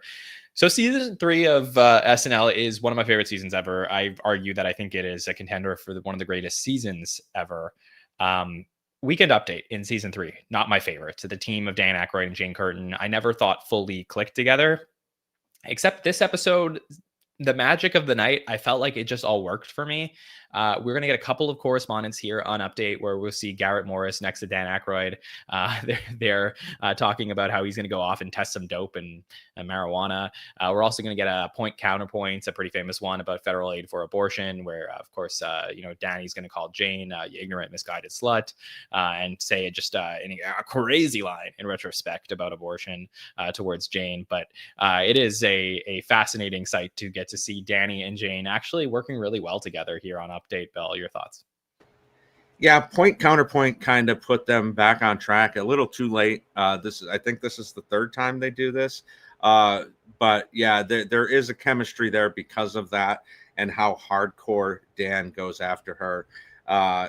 And the line that you're talking about, that, even though he's a rich guy, he wouldn't allow that unless he was able to go back in time and meet Jane's mom.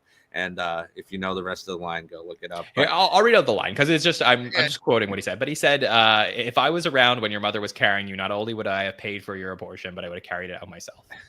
That's right. It's a wild line. Yes, very wild line. Things you couldn't do on TV today. But the Garrett part is great, and the more you watch the original era, the more appreciation you get for Garrett, I think, because he's so unfairly maligned. Obviously, he doesn't blow up into the star that a lot of these other people do. But I think this is a great moment for him where he's there and it's supposed to be for the test. And Danny's like talking, it's a little light. There's no seeds, man. And, and then to end Weekend Update with Garrett Morris, this just in, Garrett Morris is dead. Great way to end it. And this, not my favorite era of Weekend Update either, but I think it works well here. Yeah, again, sometimes Haskell, we get the magic of the night having an influence on the rest of the night, and I feel like that's what we got here. Yeah, it's also the structure of the episode, I think, works too when you bring everything down a little bit with Dancing in the Dark, and then you jump into Update, and you can get a little bit sharper, you can get a little bit louder, everything becomes a little bit more direct. It's almost like I was very excited to see, some back and forth at that point in the episode coming off of the sketch that we just had. The point counterpoint, man, that is sharp, dangerous SNL for the time. Like, there's a lot there. You hear those lines right out and you're like, oh boy, man, like that's a little bit of, like Bill said, like that really feels like stuff you're not going to hear on TV today. The famous line from there, a little bummed that, and I love The Office, but I think for a whole generation of people, I think there's a lot of people that think that line comes from The Office, not realizing that Michael Scott is referencing this line.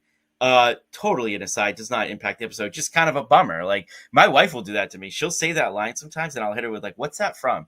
And she'll be like, The Office. And I'm like, oh my God, I mean, trial separation. What? Like, come on now. I'm just kidding.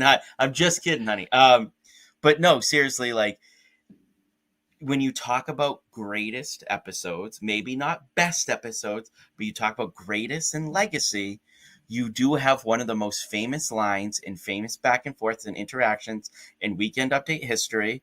And I do think that it was one of those things that maybe, remember, this is the third season, right? If they don't start to recapture Weekend Update a little bit, who's to say as you go to seasons 4 or 5, when Weekend Update isn't Weekend Update, that people don't just go, I think we can drop this. But this, I think, as you said, I forget which one you said, it kind of righted the ship of their partnership a little bit. That helps keep Weekend Update going, and that's an important legacy part of this episode. It will. And during seasons 4 and 5, when Bill Murray will be opposite of Jane Curtin, they will bring in Danny as like the station manager to do point counterpoint. So they clearly knew that there was something that was working there. It just didn't fully work as the partnership. Right after Weekend Update, we open on Steve Martin dressed in his ancient Egyptian garb, about to explain to us that he wrote a tribute song for the legendary King Tut of ancient Egypt. And this will devolve into one of the most famous performances in the history of Saturday Night Live, as he performs the King Tut song along with the SNL band popping in and out of sarcophaguses. This is an all-time great moment in a night that's already full of them. Haskell, your thoughts on King Tut? Yeah, first, going back and rewatching this, in the episodes that are falling into the top three, like I'm really realizing how music driven episodes, or people really make connections to the music in SNL. This episode, already has a couple of those moments. They're gonna have some more. So that's kind of funny. I saw, and I know I'm not alone. I know I've talked about this on the podcast before, and our chat always lights up when I say this. On growing up, I had no idea Steve Martin was a host of SNL. Thought Steve Martin was an original cast member of SNL. And the amount of times I saw King Tut growing up in best ofs and reruns and just clips about Steve Martin's career, like you would have thought like he was one of the driving forces every week on SNL back then. And it's just, he's so good, and he's so crisp and clean and confident in this. And I think the movement of this big smile and the eyes closed and the points back and forth, to me, that's the defining image of Steve Martin at this point in his career for me. Like, that is how I will remember Steve Martin, like pre-movie star Steve Martin. That's, to me, this is, if you told me Steve Martin, the stand-up in the 70s, I'm picturing that look. I think you can argue, and maybe this is a podcast unto itself, but I think you can argue that perhaps the defining image of Saturday Night Live could be Steve Martin in the King Tut costume with everything behind him. And just like, this is something that you would only get on this show. I know he's not a cast member, but you're totally right. Like, the misconception of him and his role at Saturday Night Live certainly emanates from just how dominant of a performance this was and how incredible it was to see. It's just like, again, you're watching this and you just can't help but smile, but you're getting moment after moment here, Bill. Yeah, and Steve Martin, the Taylor Swift of his time, right? Because he brought this to the show, right? So he's a marketing genius. He brings this to the show, says he wants to do it. They set up one of the most expensive productions in the history of the show up to this point to make that set and everything that happens. He releases the song a week later on his album, and it goes all the way to number 17 on the Billboard charts, as a couple people in the chat have already mentioned. But so he knew this. This wasn't on something that he released a year earlier. He knew what he was doing. I don't know if he knew it was going to blow up as much as it did, but this certainly was a way for him to kind of get payback for, okay, I'm hosting for the third time this season. Can you throw me a little, sketch here with the song that I'm about to release? And it makes the most sense. Yeah, it is one of the most famous moments in the history of the show. One of the most famous songs in the history of the show, novelty or otherwise. So, yeah, I mean, let's think about this for a second. We've talked so many times on this countdown, John, about pre-update and, banger after banger. We're after update. We haven't missed a beat, right? Haven't missed a beat. And I think that this is also one of those things, like, if King Tut took place in almost every other episode in the series, we're starting our conversation with King Tut. But just because this episode is so jam-packed, we have to go through it this way. And we're going to get to a sketch that I've always loved this sketch. It is a sketch that I don't think people talk about because there's so many things that are happening here.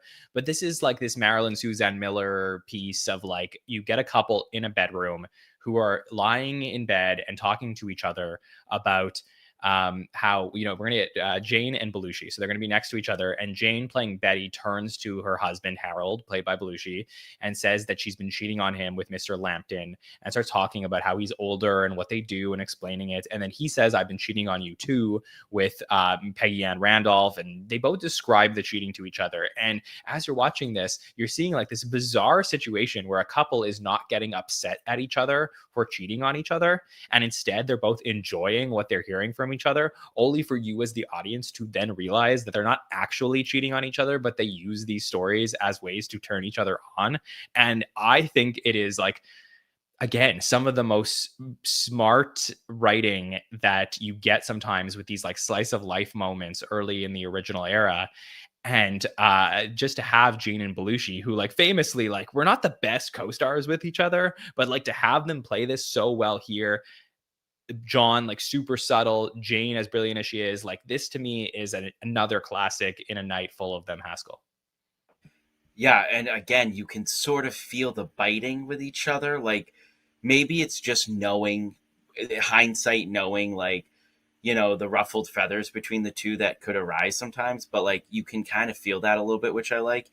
And, you know, as we talk about greatest episodes, to go back to the composition of an episode is going to be a huge factor. And I just fell in love with the way that this episode goes from, you know, just to go back to Dancing in the Dark, we go nice and quiet and just like beautiful. And then we go really, really sharp with Weekend Update, to then loud and silly with King Tut, to then this really small kind of slice of life, just putting this couple in a bed. Like, you can really see the brilliance of how they put together these early episodes, and that how they had to piece it together before it really was a well-oiled machine.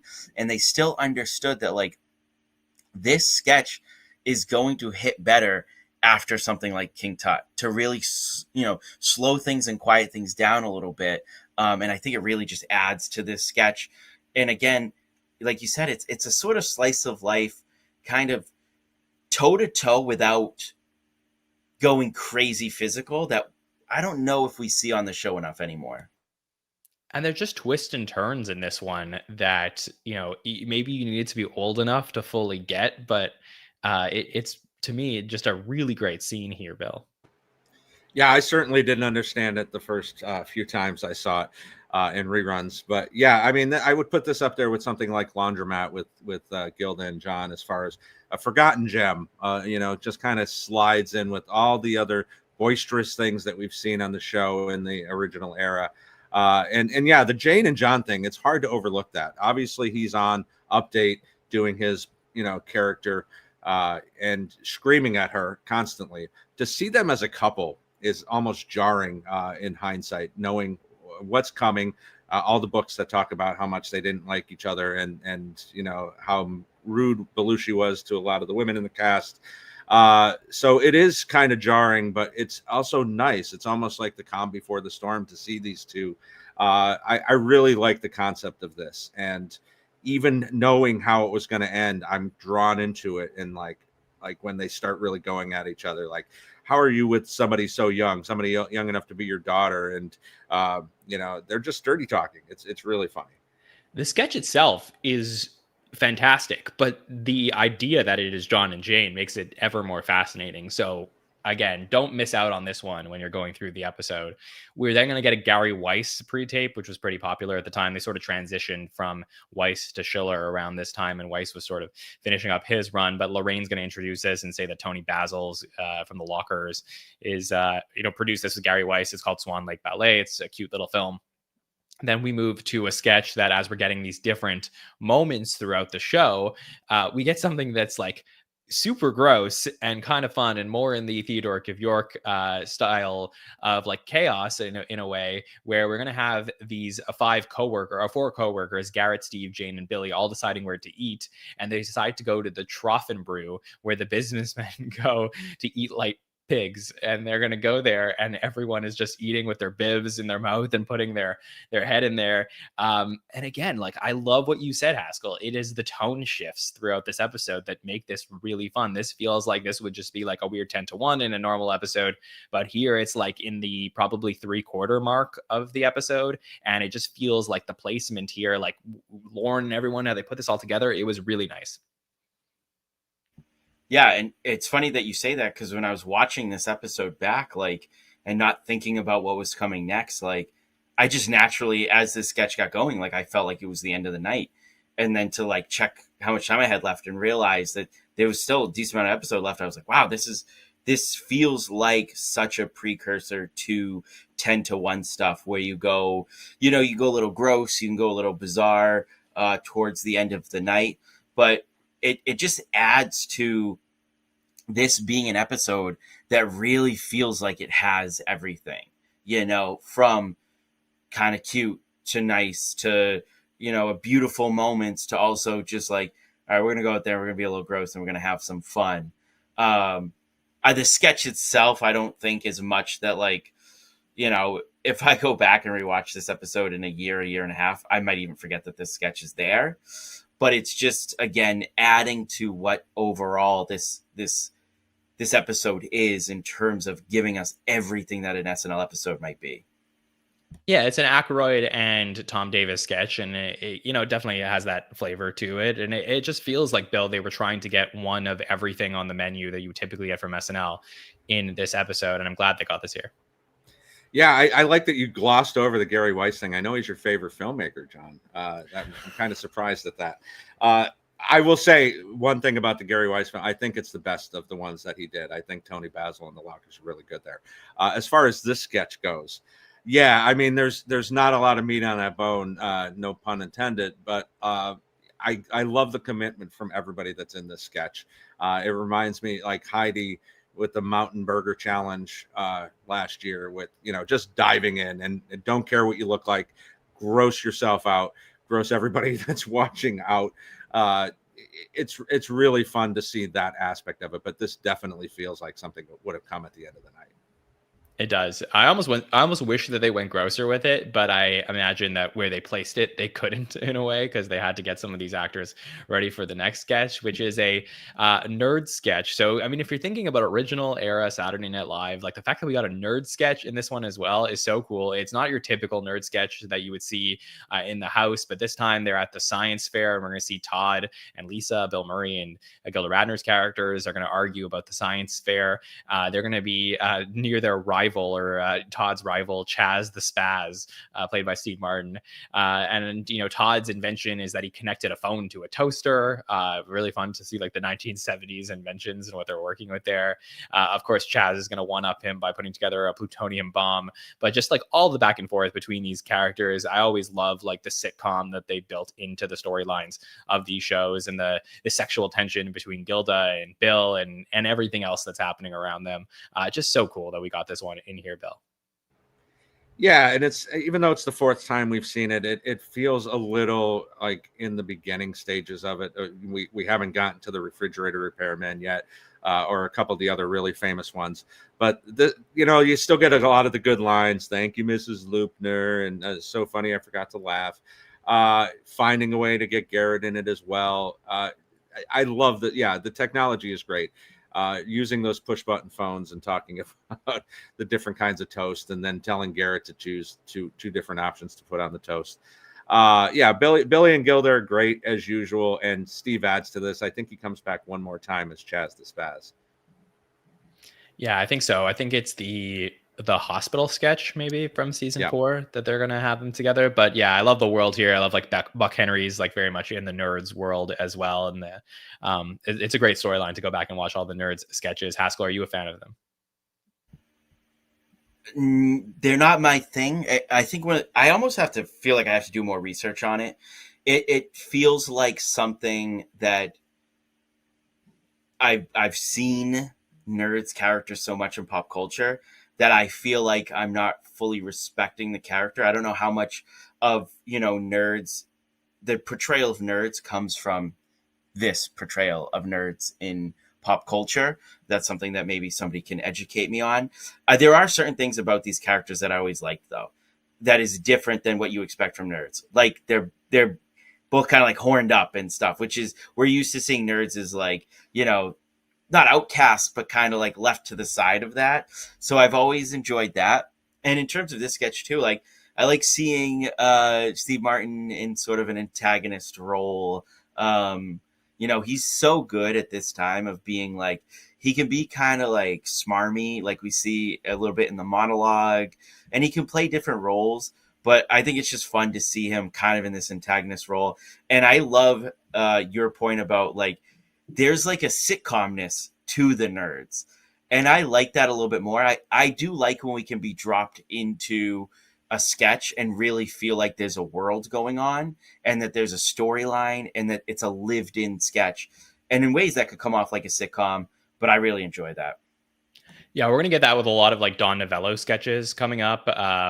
So I feel that like they have those characteristics as well. If you had to squint and like say some issues with this episode, like it's probably not the best nerds. It's definitely not the best nerd sketch, but the fact that it is here, I think just creates like nostalgia for the episode. So I do enjoy that. We're going to get another performance from the Blues Brothers. And then we're going to finish the night with a sketch called Next Week in Review, where we're going to have Lorraine hosting the show, Jane, Steve, and Dan as, predictors of things that are going to be happening the next week. And then, a very famous line about the aliens, what they want, and they're going to ask to send more Chuck Berry on the cover of Time magazine, which is something I think a lot of people took away as a line from this episode. And then, of course, we'll see you next week, and Lorraine is going to be told from the other people on the show that she will unfortunately not be there next week. So Haskell, how do you feel like this final sketch of the night came together? Next Week in Review? A really, really fun game.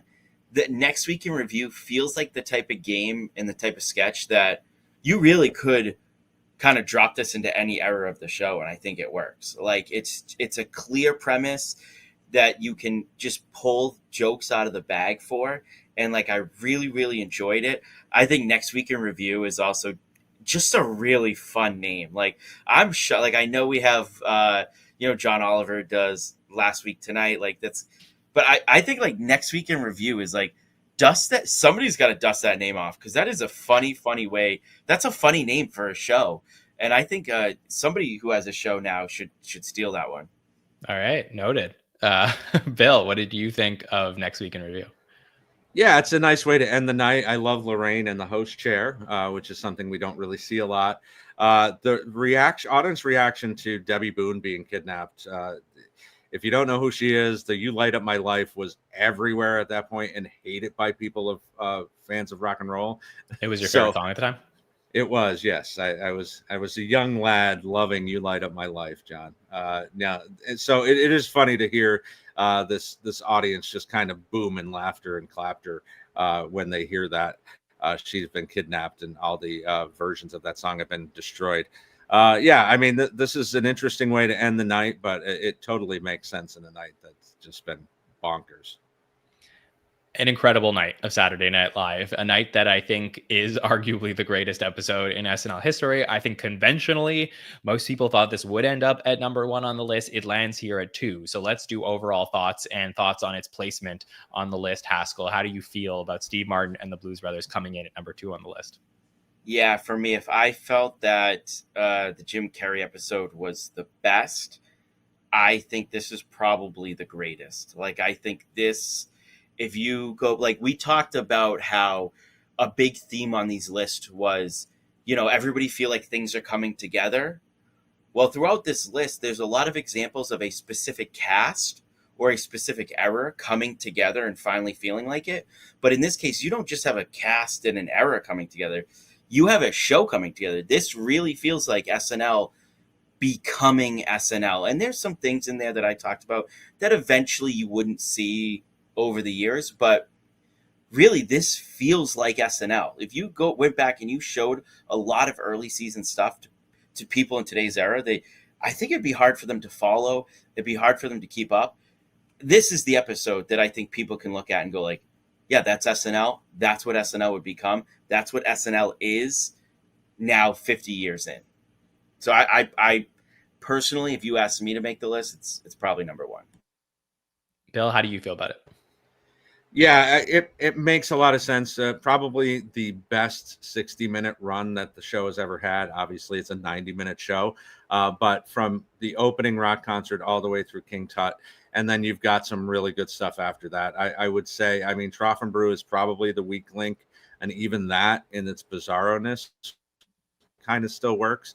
But the lack of topicality in this probably kind of keeps us at the top of the list, on top of having somebody like Steve Martin and the Blues Brothers, who are so essential to the history of SNL, and 2 cast members going out on their own and making probably the most famous movie outside of Wayne's World in SNL lore.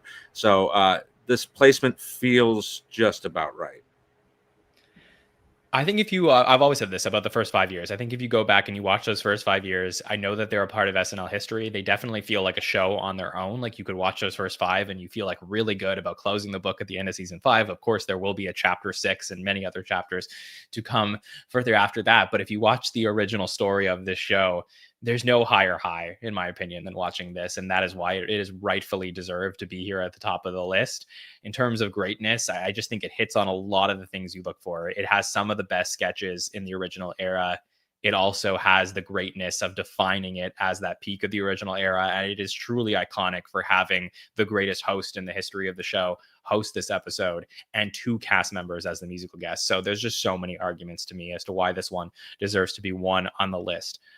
But it's not number 1. And number 1 we're about to get to. So let's talk about what we see right here. This is an episode that I don't know if I would be here podcasting right now if this one didn't air when it did. It is a defining it's a defining episode for Saturday Night Live. It defined an era. It kickstarted something that I think a lot of our listeners felt like was some of the greatest times in the history of Saturday Night Live.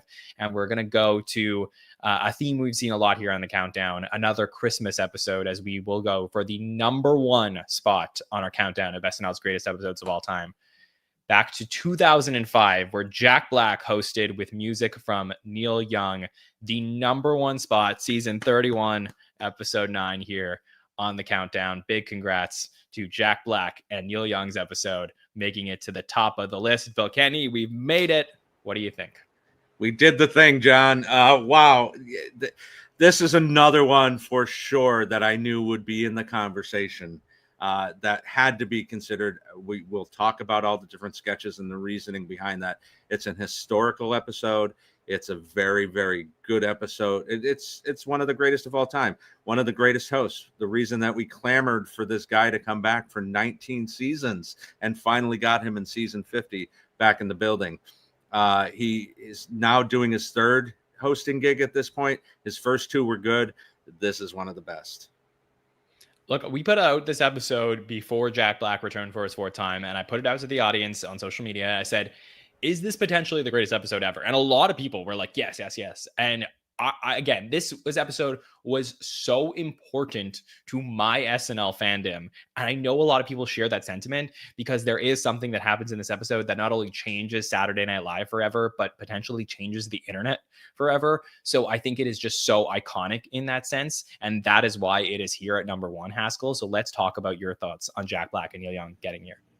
Yeah. And one theme, like, in these top 3, Steve Martin in the 70s, Jim Carrey in the 90s. I know Jack Black isn't quite to that level in the 2000s, but Jack Black definitely a huge force in comedy, especially in those mid 2000s.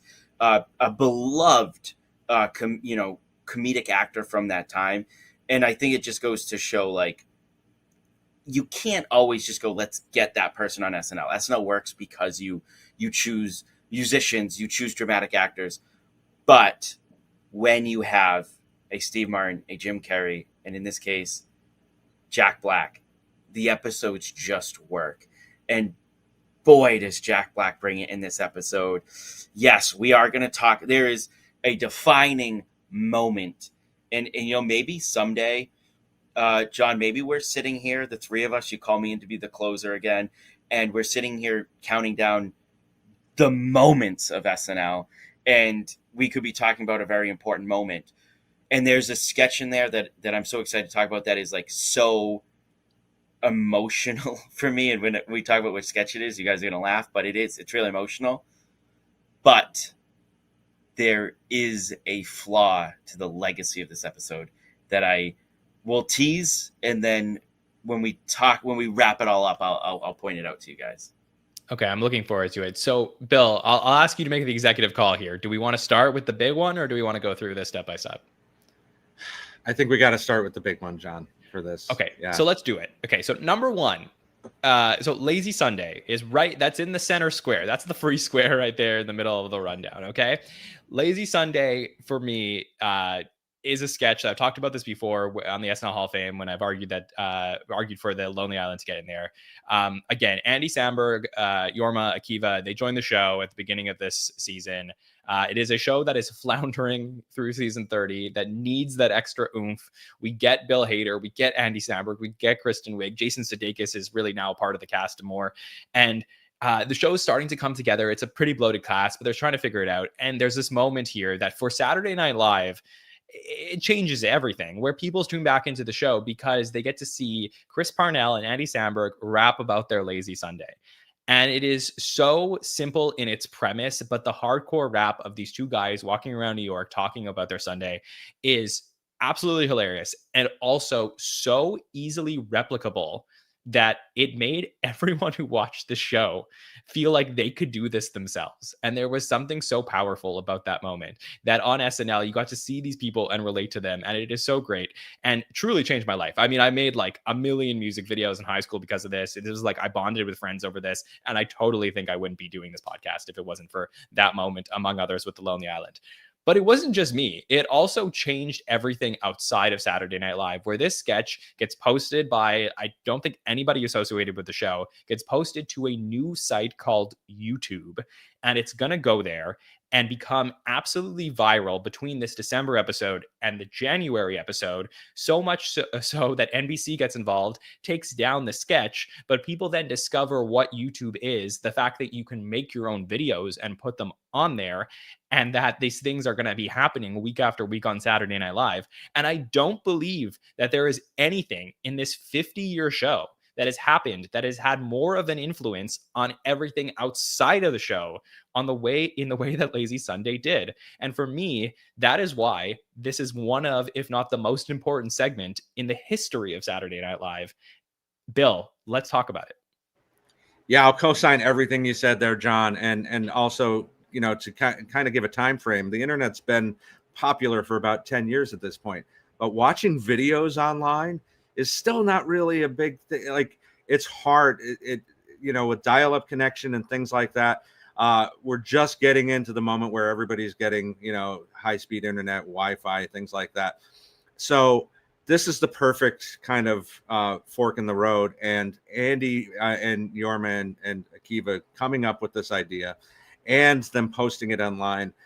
It's one of the most revolutionary moments in the history of the show. And, you know, to have it here among all these other great things, if this ended up in like the January Jones episode, like we'd be saying, well, that was a great moment, but everything around this episode is also very, very good to great.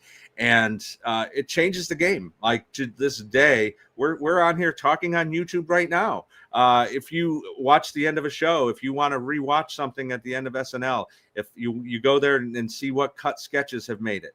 And it all started with this very moment. And it's only the second digital short that we get from The Lonely Island.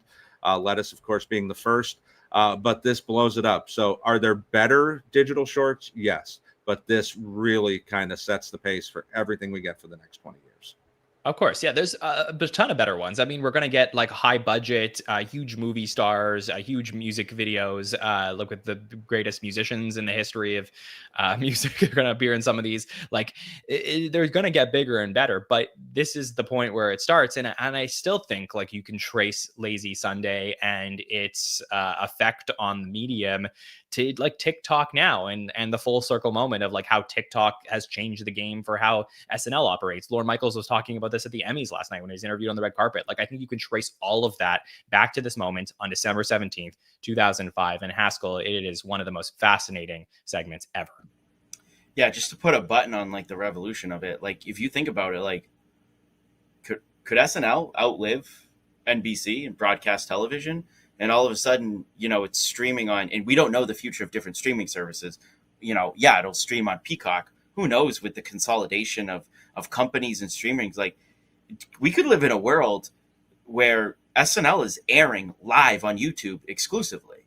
Like, imagine the full circle moment there. But just the idea that, you know, I think in our lifetime, we're at a point now where more people watch SNL through some sort of internet than they are cable or through broadcast television.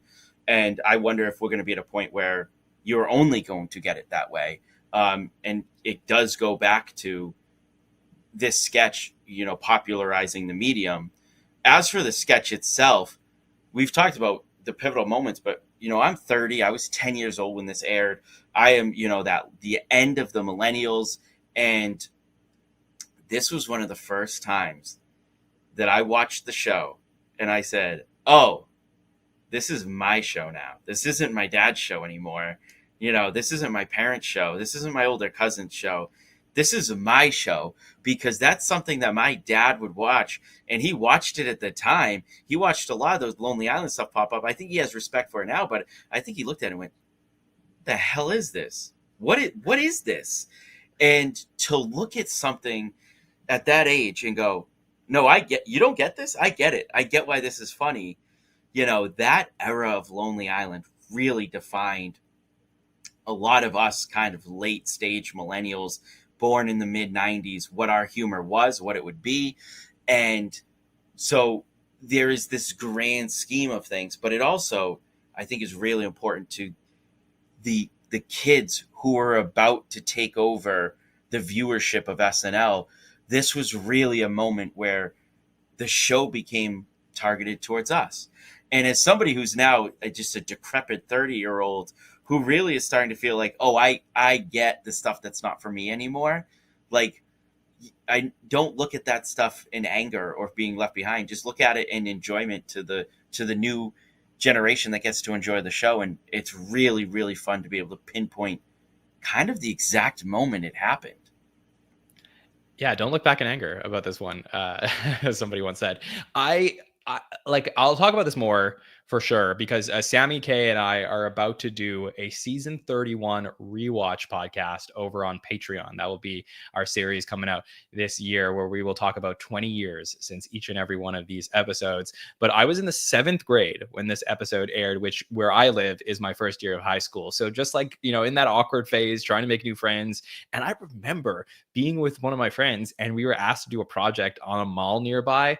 And we were like, can we do a music video about the mall instead? And we literally did like a Lazy Sunday parody called Lazy Friday about the mall that was next to us. And it was just like the fact that like I could even think about doing something like this was made possible by these guys. So like I said, the influence on the external nature of Saturday Night Live is so important. Internally, I also think it had a major influence on the show in terms of Andy Samberg's progression to becoming one of the next great cast members, and this new cast coming together. A lot of the cast that's in this season 31 will be, it's sort of a bit bloated and will be cropped between 31 and 32 for budget cut reasons, but we start to see the seeds of the third golden era of the show come together, and it all happens in this moment, which I feel like is a major turning point from the depths of season 30, which is, it goes pretty low, to into what we're going to see over the next few years. It is just some incredible stuff here. So obviously the Chronicles of Narnia Lazy Sunday is one of the greatest moments ever for Saturday Night Live. Let's go back to the beginning of the episode and talk this one through and see if it does deserve its spot here at number 1 on the list. So our cold open, it is the holidays. It's our Christmas episode, one of our many Christmas episodes throughout this countdown, where we're going to see Daryl Hammond as Vice President Dick Cheney. We're in the Bush administration in 2005.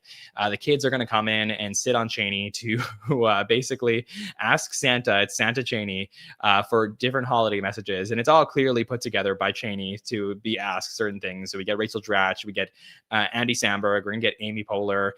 He was asking, instead of what you typically get, Santa, oh, please send my dad home from the war from Iraq. She says, she's like, oh, thank you for not letting my dad come home. I'd rather him stay. So like the fun stuff we get there. Eventually, Will Forte is gonna come in, one of the many Bushes, but Forte will come in as Bush, who wants an Xbox 360 and will sit on Santa Cheney's lap here. Bill, your thoughts on this cold open? Yeah, I mean, listen, it's fun that we get to bookend 2 different Daryl Hammond cold opens with 3 in 1 here tonight. And this is obviously much later in his career. It's an interesting thing. I think that Cheney is one of his better impressions, along with his Clinton and his Ted Koppel. So we've covered all 3 of those tonight. The cold open itself is fine. It's not the best. I think the thing that really stands out is the fact that, you've got this very young looking Andy. Obviously, we're going to see him later in the night, but I mean, he looks like a 12-year-old as he goes up onto stage. And Forte's Bush is great. I'm sorry, he's never going to be Will Ferrell as far as that goes, but he's very underrated in this role with his different take on it. Haskell, how did you feel about this cold open? Bill, I got to build right off of what you said. Like the Forte Bush is something that, looking back at that era, it really stinks that it comes off kind of the heels of, what Will Ferrell did, and everybody remembers as that George Bush impression, because I really liked what Will Forte did as George Bush. And I do wish they leaned into it a little bit more. It's not that he didn't play that; he played the character a decent amount. But I don't know. But just watching this cold open, you can feel them really hope, like they're like, we need that election cycle to start a little bit. It felt like, they want to break through, but they don't really. It's like, I think also in an era where we just get politics in our lives 24/7, I think it's hard to explain George Bush fatigue to somebody today, because it's like, what do you like fatigue back then? I wish we could go back to those days, but I do think there was a little bit of George Bush fatigue in an era where we didn't just constantly talk politics, constantly rag on imagine knowing the amount of politicians that we know now back then, like the average person. It's bizarre. But I do think in 2005, a lot of people in pop culture itself was like a little fatigued with like, no, we get it. He's kind of a fool. We get it. So you can see that coming in a little bit, but I do like that it is refreshing to see, a political cold open that's seasonal and feels like of the time. So, it had more jokes than the Blues Brothers, though. That is very true. Also, Forte's Bush, definitely underrated. I know he's come out and said he didn't like doing it. I think it is better, clearly, than a lot of the other people who played Bush between Farrell and Forte. And I think the characterization is great. I see Ken in the chat mention like this whiny, entitled Bush. I think I love the way that they're playing him there. And of course, that Cheney is like the one who's really making all the decisions as we see him sit on his lap. It's a good characterization that they're going for there. Our monologue is an all-timer for me, with Jack Black coming out talking about how Will Smith just put out an album for Hitch and Eminem for 8 Mile. So he needs us to put together one of the great songs for his new movie King Kong coming out here. As of course, how musically inclined and amazing of a performer Jack Black is, but this song, the King Kong song, is so catchy. I think since 2005, Haskell, I've never forgotten it, to get to hear Jack Black go on and on about King Kong. Yeah, and King Kong has like a terribly reviewed stage musical. Like, why not call Jack Black to put that thing together? It would have been way better. Man, that Jack Black's singing shtick does not. It's so effortless that I feel like I should grow tired of it, but I don't. We're not exactly right off the heels of School of Rock, but we're like 2 years removed from School of Rock, which I think is one of the great comedic acting performances of all time. Jack Black, and I think his monologue is one of the examples of this. I've never seen a comedic actor who feels like he's giving everything and yet so effortless at the same time. And he just sits on the fence of that so well. And on top of that, he's so catchy with his songs. And this is a monologue that I would, it's a fun monologue to go back to and kind of get stuck in your head. I just find him enthralling. Every time he's on stage, captivates my attention. And this song is epic, though. Yeah, every 6 months, I feel like I have to rewatch this episode. We talked about him on the Host Countdown last year. He was part of the SNL Hall of Fame nomination in the fall. And every 6 months, I get this song out of my head, and then it gets put right back in. So now it's in my head until probably February or so.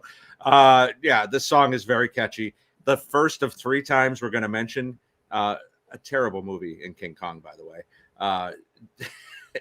It's 3 times they mention it in this episode in varying forms, but this is definitely the best of them for sure. It just always works. I mean, we're still talking about his monologue in season 50. He always finds a way to make this work with his sing-along monologues. But don't you dare sing along with him, because you'll ruin the song. Yeah, and Jack's the one who brought this in here to do, so it is good stuff here from Mr. Black. All right, Stuart Little Mouse Removal Kit is the next commercial parody we're going to get out of the monologue. So we're in an era where they still get some commercials post-monologue. This is a John Lutz commercial where the family comes home. There's a mouse in the house.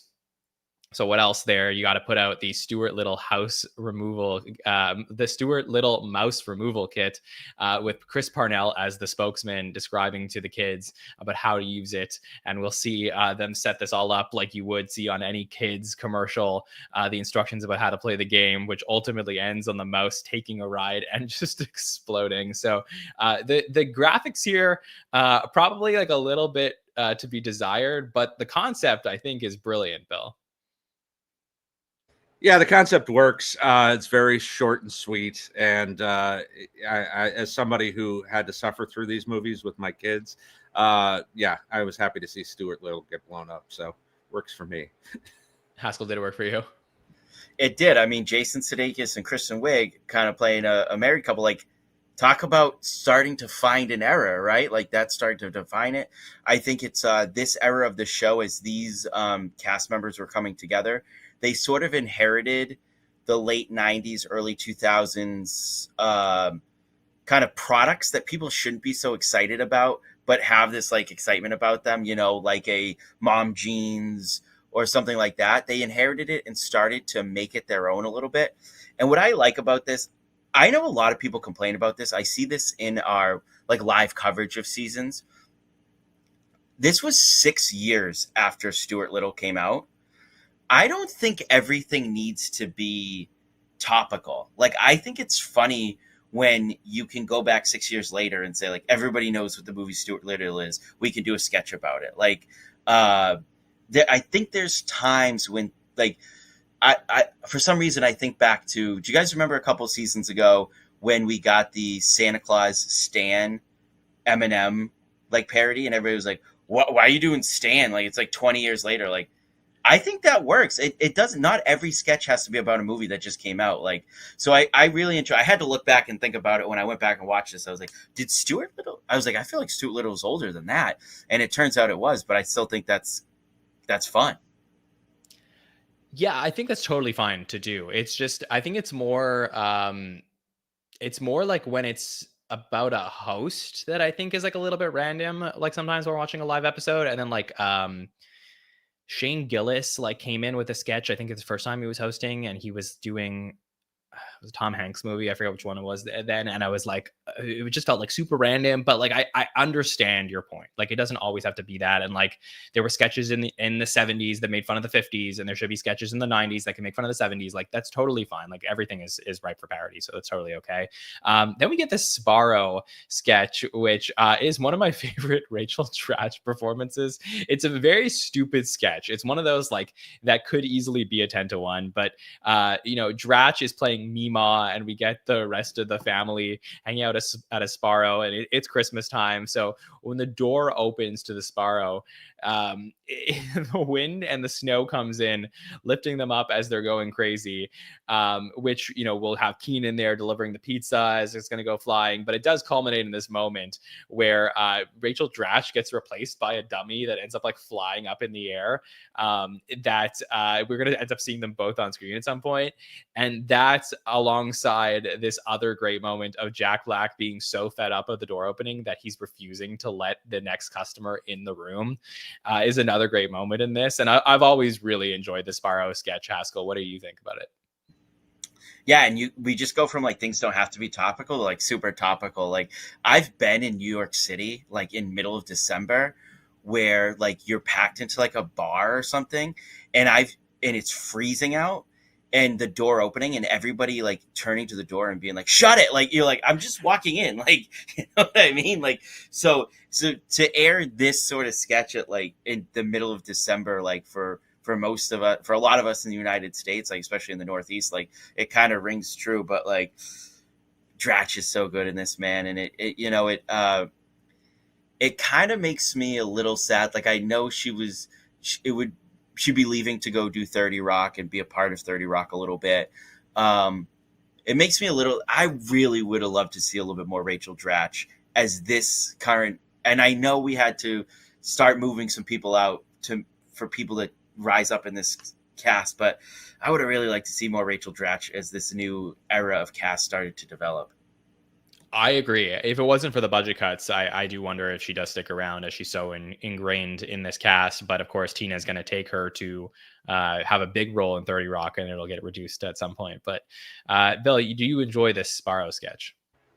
I do. As Haskell said, it's very relatable if you've ever been anywhere in a big city in the middle of Christmas. And I think New York City is kind of typifies that, because people who don't normally go to the city, from 2, 3, 4 hours away, are going to see the tree, or going to Rockefeller Center, to Ice Gate and things like that. So yeah, standing in a Starbucks in New York City in mid-December and feeling that door just pound you, having to hold down your muffin or your napkin because it's going to fly away.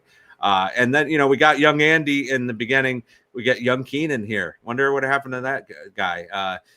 This is really great. And Rachel really delivers, along with Amy and Jack here. And we'll put the live version of this sketch up on Patreon for you guys to watch for the next week. In the rerun, they replace the part where the dummy of Dratch is seen on camera. But it is a great moment where you see the real Dratch step over the dummy at some point.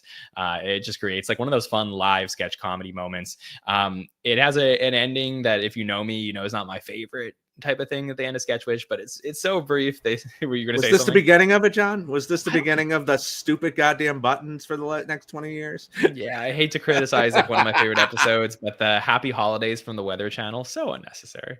But yeah, let's talk about Appalachian Emergency Room. So this is a sketch that is pretty prevalent in these seasons, prior to Seth taking over as head writer and then becoming on the update desk, where he's the MC of this emergency room as the cast of characters are going to continue to walk through. It's like a parade sketch, and they're going to explain what's going on. And we get Percy and Nettie Bodance, Daryl Hammond, and Amy Poehler's characters, this time with Neil Young, our musical guest, as their son, coming in. Then this moment with Jason Sudeikis and Bill Hader that has become very famous as the sketch that Bill Hader has described as being so nervous and so anxious about that he completely lost his vision, and that Jason Sudeikis had to guide him out onto the floor of this sketch to be able to participate in it. And you really don't see a thing on screen, but when you hear about it afterwards, it's just incredible to think of. Chris Parnell as Tyler, who before Dick in a Box there was Dick in a Watermelon, and Jack Black as Sandy Joey Juggerson, and then an appearance from season 30 host Johnny Knoxville, who of course should be there for an Appalachian Emergency Room, and it's Christmas time, who he nailed a 2x4 to his ABC, and describes the Astobal connection that would take place there. She gets sent right into the emergency room. Haskell, such a fun parade sketch if we're going to get one. I'm going to get flayed again. They did a couple years ago, about a decade ago, VH1 Classic was running like 2003 to 2006 SNL all the time. And I was just going back and rewatching that era. And they did the Appalachian Emergency Room, I think 7 times, and I might have laughed 7 times. Of all the recurring sketch, this sketch, and maybe not this specific one, so maybe this is unfair, but this sketch underscores how much I really didn't like this gap era between Will Ferrell and kind of this new cast taking over, right around this time. It's just not my sketch. In terms of, this is probably the best version of it that I enjoy, but it was just like, I this era of the show liked these parades that were just not that great. And, I talked about, this is where I start to hesitate a little bit on calling this the greatest episode ever, because like none of the other 2 episodes we talked about tonight stopped me dead in my tracks like this and went like, oh, Appalachian Emergency Room. But that's like an argument for not being the best. I think a greatest, there's something here, and it's only something you do realize in retrospect. But just Bill Hader talking about, like, again, someone who would go on to be voted as the fans of this podcast as the greatest cast member ever, would end up having this moment very early on in his career where he is on the field hurt. He's playing through injury right here and going out there and doing his thing and powering through the sketch. I think that makes a sketch greater than it actually is on paper, and to me it takes away maybe any negatives you would have from not enjoying these series of sketches. Bill? Yeah, I don't hate these, but I'm more in Haskell's camp with these. They just never really hit for me. I think your girl Amy is carrying this on her back, talking about the lawn chairs, and wheelchairs are better because they got wheels on them. Something about her southern accent is something that's really really funny to me. But yeah, I'm not a huge fan of these. I'm not a huge fan of Johnny Knoxville, so seeing him doesn't get me going, other than reminding me it's 2005 here. But yeah, it's not terrible, but it does hurt a little bit here having this so early in the night. Yeah, Bill Hader getting his Willis Reed moment early in his career. All right, let's go to a very, very famous sketch coming up next that isn't Lazy Sunday. This is Christmas Time for the Jews. This is a Saturday TV funhouse, and this one, as a Jewish person myself, became so famous among the Jews, not just the Jews, but others, but just so relatable. As I didn't grow up celebrating Christmas. For me, beyond the song being super catchy and Darlene Love just being absolutely iconic, just so many little jokes in here that are fantastic. I can't believe that this sketch does take place in the same episode as Lazy Sunday, as having, like, it could be the greatest night for pre-tapes when you have these two things in here. But I always saw this as a little bit of a passing of the torch moment from TV Funhouse to digital shorts, where you get these two iconic sketches back to back here. Bill, how do you feel about it? Yeah, this is what elevates this episode into the conversation of greatest of all time, because you're talking about probably, arguably, the two best series of pre-tapes that we get in the history of the show. And it is kind of petering out here for TV Funhouse, but this is one last great gasp. I mean, we get 15 more TV Funhouses from Smigel, but this is one of the last really, truly great moments. He's been doing this for almost 10 years at this point. And to have Lazy Sunday come up right after this, we get one more live sketch and then right into Lazy Sunday. So to have those two almost back to back, it takes it to another level. And I love the copy that you sent us, John, of this episode, having Darlene singing White Christmas with the band just kind of adds to that. You don't see that when you watch this sketch online. So that kind of puts a little cherry on the top of one of the better holiday pre-tapes that we ever get. There is this lost moment that comes out of the pre-tape, and you get to see that she's live in studio, and it is like one of those moments that you would really get in like the late 80s of SNL sometimes. Like, it's nothing that you would see in modern SNL history. And it is a beautiful moment here. Haskell, how are you with Christmas Time for the Jews? If you guys could just indulge me for a second, this is this sketch to me. In Christmas season of 2018, me and my now wife, we were living out in Minneapolis. We had no family around. We were two very broke early 20-year-olds, and emotionally, and like, I was really struggling. And that holiday season did not feel like I wasn't near family. We didn't really have the money to go out and like do gifts or like really celebrate. And I was struggling. And then I don't think it was the first airing of the Christmas special that season. Like, maybe it was like the re-airing or something, but we were getting pretty close to Christmas. And when Christmas Time for the Jews came on, it felt like home. And that feels so ridiculous to say about a comedy sketch, but very few times in my life have I ever felt that way. It felt like Christmas. I have now pretty much grown up with this song. Kind of, it always airs pretty early in the Christmas special. This sketch is like a Christmas song to me. It feels like home. It's my favorite Christmas sketch in the history of the show. It's hilarious. It's a great song. It's so catchy. Darlene Love is a freaking treasure. I love her. To me, like, I can't say enough good things about this sketch and what it means to me. And so I'll probably just leave it there. Yeah, thanks for indulging us. I mean, I love to hear those moments, and I could totally relate. I go back and I think to times with my family where like we would go out, and of course like we would go for Chinese food or something like that on Christmas, and there would just be like a bunch of us there. Or when I would be with my friends, we'd go down to Florida, and like it was just like, oh, okay. It's like, I guess like places are closed, but we're out and doing stuff. And there's just like a lot of little lines in here that are very relatable, very niche things that I think Robert Smigel could speak to. But it's just so beautifully put together, produced. Like, and again, remember, this is the first season that's in HD. Like the things that they could do with technology were a little bit different in this season. Again, so such a classic moment here that totally stands the test of time, and puts this episode in the conversation, as Bill said. We get a sketch between these two pre-tapes called Channel 5 Photo Shoot, and this is a sketch where we will have Sudeikis, who is guiding Parnell, Keenan, Amy, and Jack to do a photo shoot for the news station, and they're going to ask them to do the point, and they're all going to point at each other, except that nobody's pointing at Jack's character, who's super upset about it. He plays Chet in this one, and he said, if no one's going to point at me, then I'm going to aim the fingers at myself as he's walking around. And it's a good bit of comedic performance here from Jack Black, who I like is doing something different in this. It's something that I mentioned a lot when he hosted this past season, of like the tone shift between him singing and acting and stuff. Like I love the just how graded he is throughout this. And then eventually it'll all come together at the end. Haskell, your thoughts on Channel 5 Photo Shoot?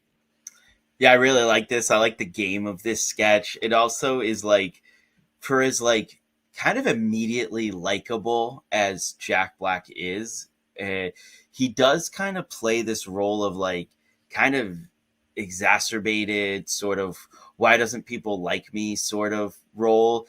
He does something very similar in his guest role on Community years later. And it's just like, again, I mentioned this a lot on this podcast. I think it's sketch writing 101. Like, what is the game of the sketch? And is it easily recognizable without being too recognizable, too like has been done before? I think they did this in like a format that is a little bit new, like the news kind of doing their photo shoot. Like, I think that's kind of fun. But I went back and I was, looking through the stats, that the still that SNL Archives uses is really great, with like Parnell and Amy and Keenan kind of bunched together. And it just kind of shows like it's a funny still. But just a fun game to a sketch. And I think it just shows how good Jack Black is. And it's another one of those sketches that makes me look back and be like, man, the gaps for Jack Black, man, we should have gotten so much more Jack Black on this show by now. He's such a natural host, Bill, and he's really great in this sketch. Yes, and I'm so in the weeds with why they're not pointing at him. Tell me why. What happened since the last time? JJ was his pointing partner the last time they did this. Amy's line with, pointing, isn't that considered rude? Just totally lands. I love this. They don't go too long with this. There is slight escalation, and then finally, as you said, the sarcastic pointing at the end of this. He doesn't have to be the center of attention, literally or figuratively, in every sketch. And I think that really works here. I agree. Then we get to Lazy Sunday. So we talked about that one, obviously iconic. The only note I had that I didn't mention before is that there is a fun line in Lazy Sunday, which I thought was just cute for us. But when he goes, it's all about the Hamiltons, baby. Throw the snacks in a bag and I'm a ghost like Swayze. Nice full circle moment for us starting our countdown with Patrick Swayze and then getting that here, a mention of that at the end of the countdown. Neil Young is the musical guest for this one. He's going to perform It's a Dream, and he was the king. Bill, you got anything on Neil Young? One of the GOATs, not the best performance that he has on SNL, but I think at this point in his career, it's just great to see him in the building. So yeah, fourth and final time. Yeah, so good to have Neil Young in here from Toronto, so a Canadian. Fun for me to see Neil Young have this iconic episode to his name. We have Weekend Update. We're going to talk for the first time on this countdown about Weekend Update with Tina and Amy together as correspondents. And again, not my favorite era of Weekend Update. I know it's absolutely iconic to have Tina and Amy together, but just episode to episode doesn't always do it for me. However, again, I think this is another example similar to the Dan and Jane thing, where I think the episode, like rising tide lifts all boats. Like, it's one of those things that everything seems to work here, and they do a lot better. They do have one correspondent called where we get the co-heads of the Skull Island Tourism Bureau. We're going to get Keenan and Tracy Morgan next to each other doing this piece, and Tracy is unbelievable in this. But to have these two next to each other, I also think is a really important moment for Saturday Night Live. Keenan, who comes on towards the end or right after Tracy leaves the show and sort of passes that torch on to him, to have these two together, I think is a really nice moment. And you sort of think of like, what if they were in the same cast together? So this is a really good moment, Haskell, on Weekend Update. Yeah, and I think back, I got to do, when Keenan was doing his college tours, I got to go see him back, 11 years ago. Like right around the time that Tracy Morgan had his big car accident. And I remember for the Q&A, like asking Keenan about his relationship with Tracy Morgan. And he got really into depth about how much Tracy Morgan meant to him and how much of like a big brother and a mentor he was to him. And in the times that we've gotten to see them together, that's so evident. And, you know, they've gotten that when Tracy came back to host and everything, but they're so good. Man, it makes you wonder, like, if those just lined up a little bit more, they could have been really good together. It really makes you want to see them together more. And, you know, in terms of just Tina and Amy, like, I feel like that was so big at the time, like Tina and Amy together, that almost the team of Tina and Amy now, like they're so synonymous with each other. But I feel like it's almost forgotten that that's because they were on Weekend Update together. Now I feel like it's hosting award shows together, being in movies together, that them together on Weekend Update is almost forgotten. And I think I think a lot of fans owe it to themselves to go back and rewatch them together, because there is a lot of really good with them together as Weekend Update hosts. Yeah, there is a lot of really good. I just personally, like, I think Amy and Seth are great together. I think that Tina and Jimmy are really good together. I just think that, it's probably just that, like, they're only together for a couple of years. It's incredible to see, and I'm really happy to have like two women there. And Tina is obviously influence on the show, and Amy's one of my favorite cast members ever. It's just like episode to episode, I just don't think that they're hitting home runs. But this one is really great. Like, I think that they do that whole back and forth about, dating a 15-year-old boy, and they talk about like what all of the things that a 15-year-old boy would be doing, and that's really great. And Tina gets in like an absolute killer Ashley Simpson joke in this one too, to just date ourselves. But Bill, your thoughts on Update? Yeah, great to see Tracy back in the building, as you guys have said. He was always at his best to me on Update. I think he had some really killer moments when he was in the show, as far as Update characters and even as himself, obviously. But yeah, I mean, here's third King Kong reference of the night, so we get that in. But Tracy is the star of this for sure. I think I like Tina Amy's version of Update a little bit better than you, John. But that's surprising coming from you, because I mean, you carried the flag for Amy, so. I do carry the flag for Amy, but I love having her on Update. I just, like I said, I think it's one of those like episode to episode that, like, the whole doesn't necessarily equal to the sum of the parts, if that's the right analogy I'm looking for here.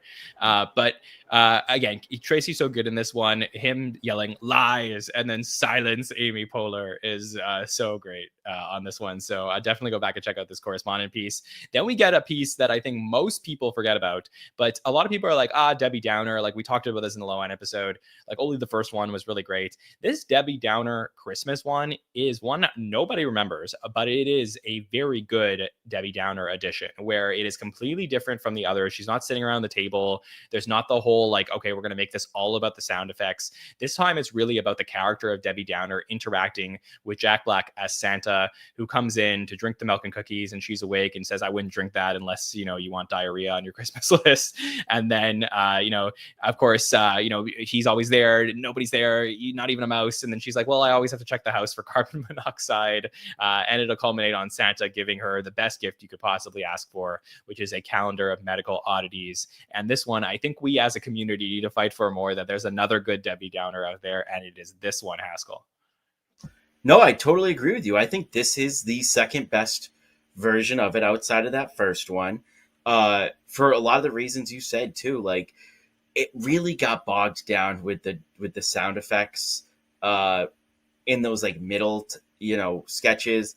I think they're also starting to wind down Debbie Downer. I think she only does one more as a cast member. She's obviously brought it back a number of times in specials and cameos and stuff like that. But I think this is the second to last time she does it as a cast member.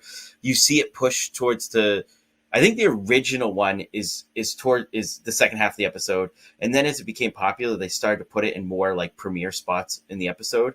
I think it's more at home here as not a centerpiece to a show. It's not a cold open. It's not a sketch after the monologue. It fits here in the second half of the episode and kind of just exploring the character more and the funny things that make Debbie Downer, as opposed to Debbie saying something and then getting the funny noise, kind of breathe a little bit more life back into the character. I agree. Bill, what are your thoughts of it? Yeah, it's fun to see Jack as the straight man here, the ultimate straight man in Santa Claus, right? Dealing with everything that's going on with Debbie.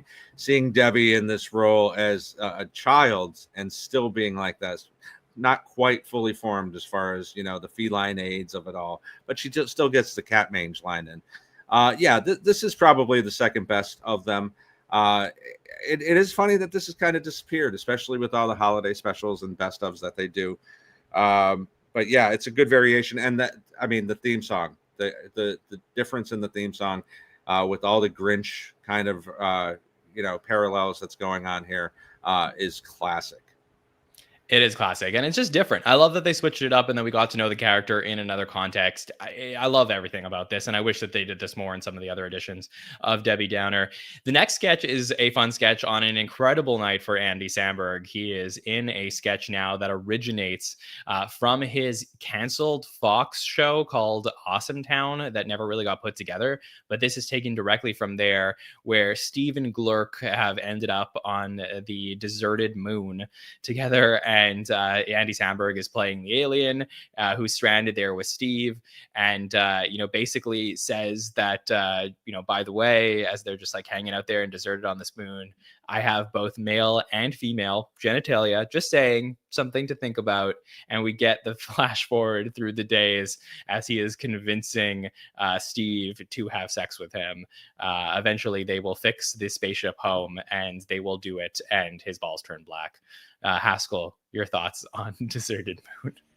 Well, this must be an iconic sketch because I teach, middle schoolers, and the last couple of years, starting last year and this year, I mean, all I hear about is how excited they were of Jack Black playing Steve. So it must be this iconic role. I don't know if he's ever played anybody else named Steve. But no, and you know what? This starts a really nice trend towards the end of the episode where you feel like the cast that's about to take over is taking over the show. We get to see some real Andy Samberg comedy here. It's also like, I don't know if if it's obvious when you go back and watch Andy Samberg's body of work, but there's clearly some like sci-fi stuff that he really enjoys. Like we'll go back, laser cats will show up eventually and stuff like that. But it does feel like we're starting to feel some of Andy Samberg's humor popping up in the show outside of just the Lonely Island stuff. And I know for some people they'll go, dude, that's crazy. Like for so long of his stretch in the show, he was just Lonely Island. But I do think he's starting to make his mark on the show, and this sketch is kind of a sign of that. I also just think it's like the tone that Andy does with his voice where he's talking that makes me feel like this is like so typical Andy, and like they knew what they were getting with the humor, and it just like finally came out here. I mean, Bill Hader is gonna dunk on Andy like the first episode of the season with the impression off, and you see Lettuce and a couple of other like sketches from Andy, but like it's really a slow start for him until this episode where he's going to start to crush it and become a name unto himself, Bill, here with the Deserted Moon sketch. Yeah, and if you haven't seen Awesome Town, I highly recommend. I believe it's still on YouTube. It's some of it is clunky, but watching the original version of this that it aired about a year, I don't even know if it ever aired, but the original filmed version of this with Yorma in the Jack Black role is funny to see and kind of compare and contrast. Yeah, I mean, listen, for all of Jack Black's boisterousness and things like that, this is the second of 3 sketches in a row where he's playing the straight man to a completely wacky character or characters. And Blurg is certainly one of the wackiest that we'll see. I like this one. It's an obvious ending. He's going to, bang him at some point, right? So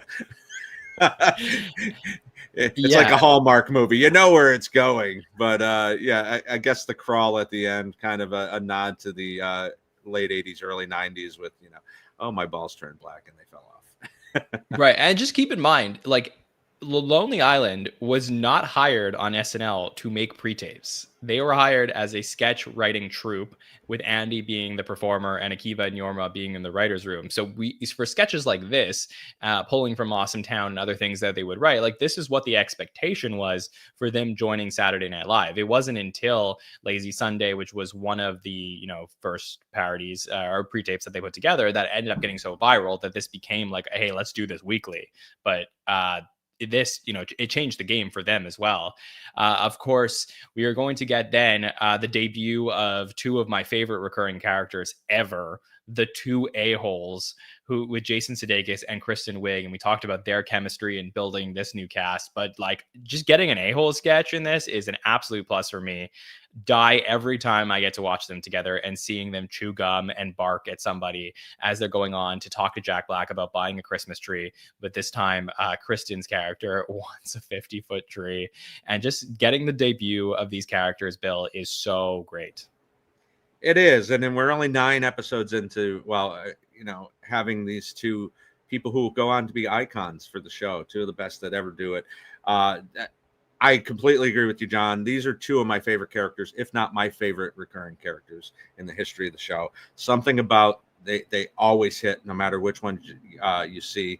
I know the one with Annette Bening is the one that was in the best of specials for a long time. But I think this is another really good holiday one, too. I don't know why we haven't seen this more. All the different things that they say, and the beats are already there. When Sudeikis turns to Kristen, you like Scotch Pines? You know Scotch Pines, babe? And she gives him the look. Yeah. Something so perfect about it. Again, Jack Black just kind of going with the punches here and dealing with these two wacky characters. Two of the best to ever do it. And it really feels like a handoff into this new era, as you guys were saying. Like, just the people in these sketches are going to be the ones that are going to carry us through the next few years. And the chemistry between Jason and Kristen, it's noticeable. It's easy to imitate.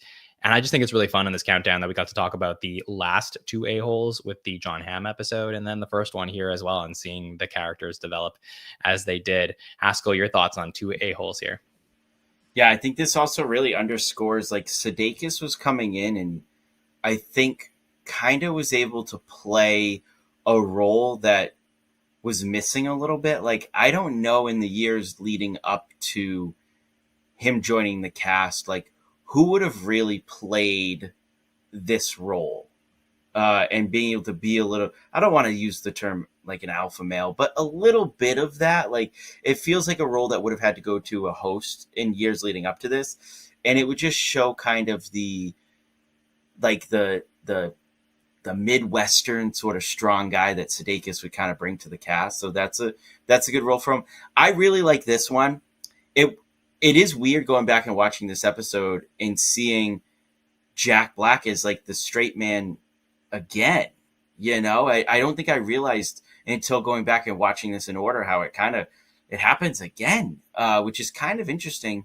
But Jack Black does it really, really well. My controversial take here, though, is this good as this one is? There's a couple other ones. I don't know if we needed 7 or 8 of the two a-holes. I think by the time they got to the end of it, they were really starting to run out of steam on the characters. No, I'm never missing any more a-holes. I'm good for as many a-holes as I can get. Let's keep going. And Clip it. Let's keep going. Let's talk about our final segment here of the countdown. Of course, we will end the episode with Neil Young singing "He Was the King" and then them doing the ice skating rink goodbye, which is another iconic moment of this episode. But the final sketch of our countdown, after we've already talked about some amazing Will Forte sketches, some of my favorites of all time, the locker room sketch from the Peyton Manning episode, the Jeff Montgomery sketch, the sex offender from the John Hamm episode. But right up there with that is the spelling bee sketch that we get here at the end. Great Chris Parnell opposite of Will Forte as he asks Daniel Strong to please spell business, and he goes on and on and on. Q, Q, Q, Q, Q. He will keep going forever as he's toying with the audience to see how long he can go on for without this being unbearable. And just the sinister way that Forte is going to do it. And it is a great sketch, like by itself. And then it turns into an even greater sketch where the light fades and then opens up on Tenacious D, Jack Black, and Kyle Gass singing about and performing about Daniel Strong, and Jack Black saying that this was him. And it is an incredible moment, Bill, the spelling bee sketch, to end this episode. Yeah, this is just amazing from the beginning of it. Parnsy just killing it as the instructor. Could you spell the word? No. This is quintessential Forte. And as you said, if this ended right there, that would be fine. This would still be one of the greatest sketches that we get from Forte and from this era. But bringing in Tenacious D, I know everybody leading up to this, he had appeared on the show with Jack a couple other times when he hosted, but we really get something with meat on the bones here with Spelling Bee. And how about the fact that Forte is misspelling the word from the second letter? Like, it's not like he's getting B-U-S. No, it's B-R. So right from the start, Forte has no idea how to spell this. It's a masterpiece in 10-1 in any kind of sketch form. And he had been trying to get this sketch on for a while. And I think this is also a bit of a turning point for Forte, he still has some moments every now and then, but just like finding his place in this cast. I think the show is starting to trust him even more. He's going to have an incredible season 32. I think that this is a great moment for him, Haskell, and one that I'll never forget. Yeah, I mean, again, it's like it's that breaking through moment where you can start to see their place on the cast, and Forte is a little bit been on the show a little bit longer than the run up, Sudeikis, Wig, Sandberg, Hader, they all sort of get lumped in together. Will Forte had been there a little bit longer, but you can really start to feel like there's people in his corner that understand what he wants to do and helping him get sketches on there. I mean, this is just a quintessential Will Forte character.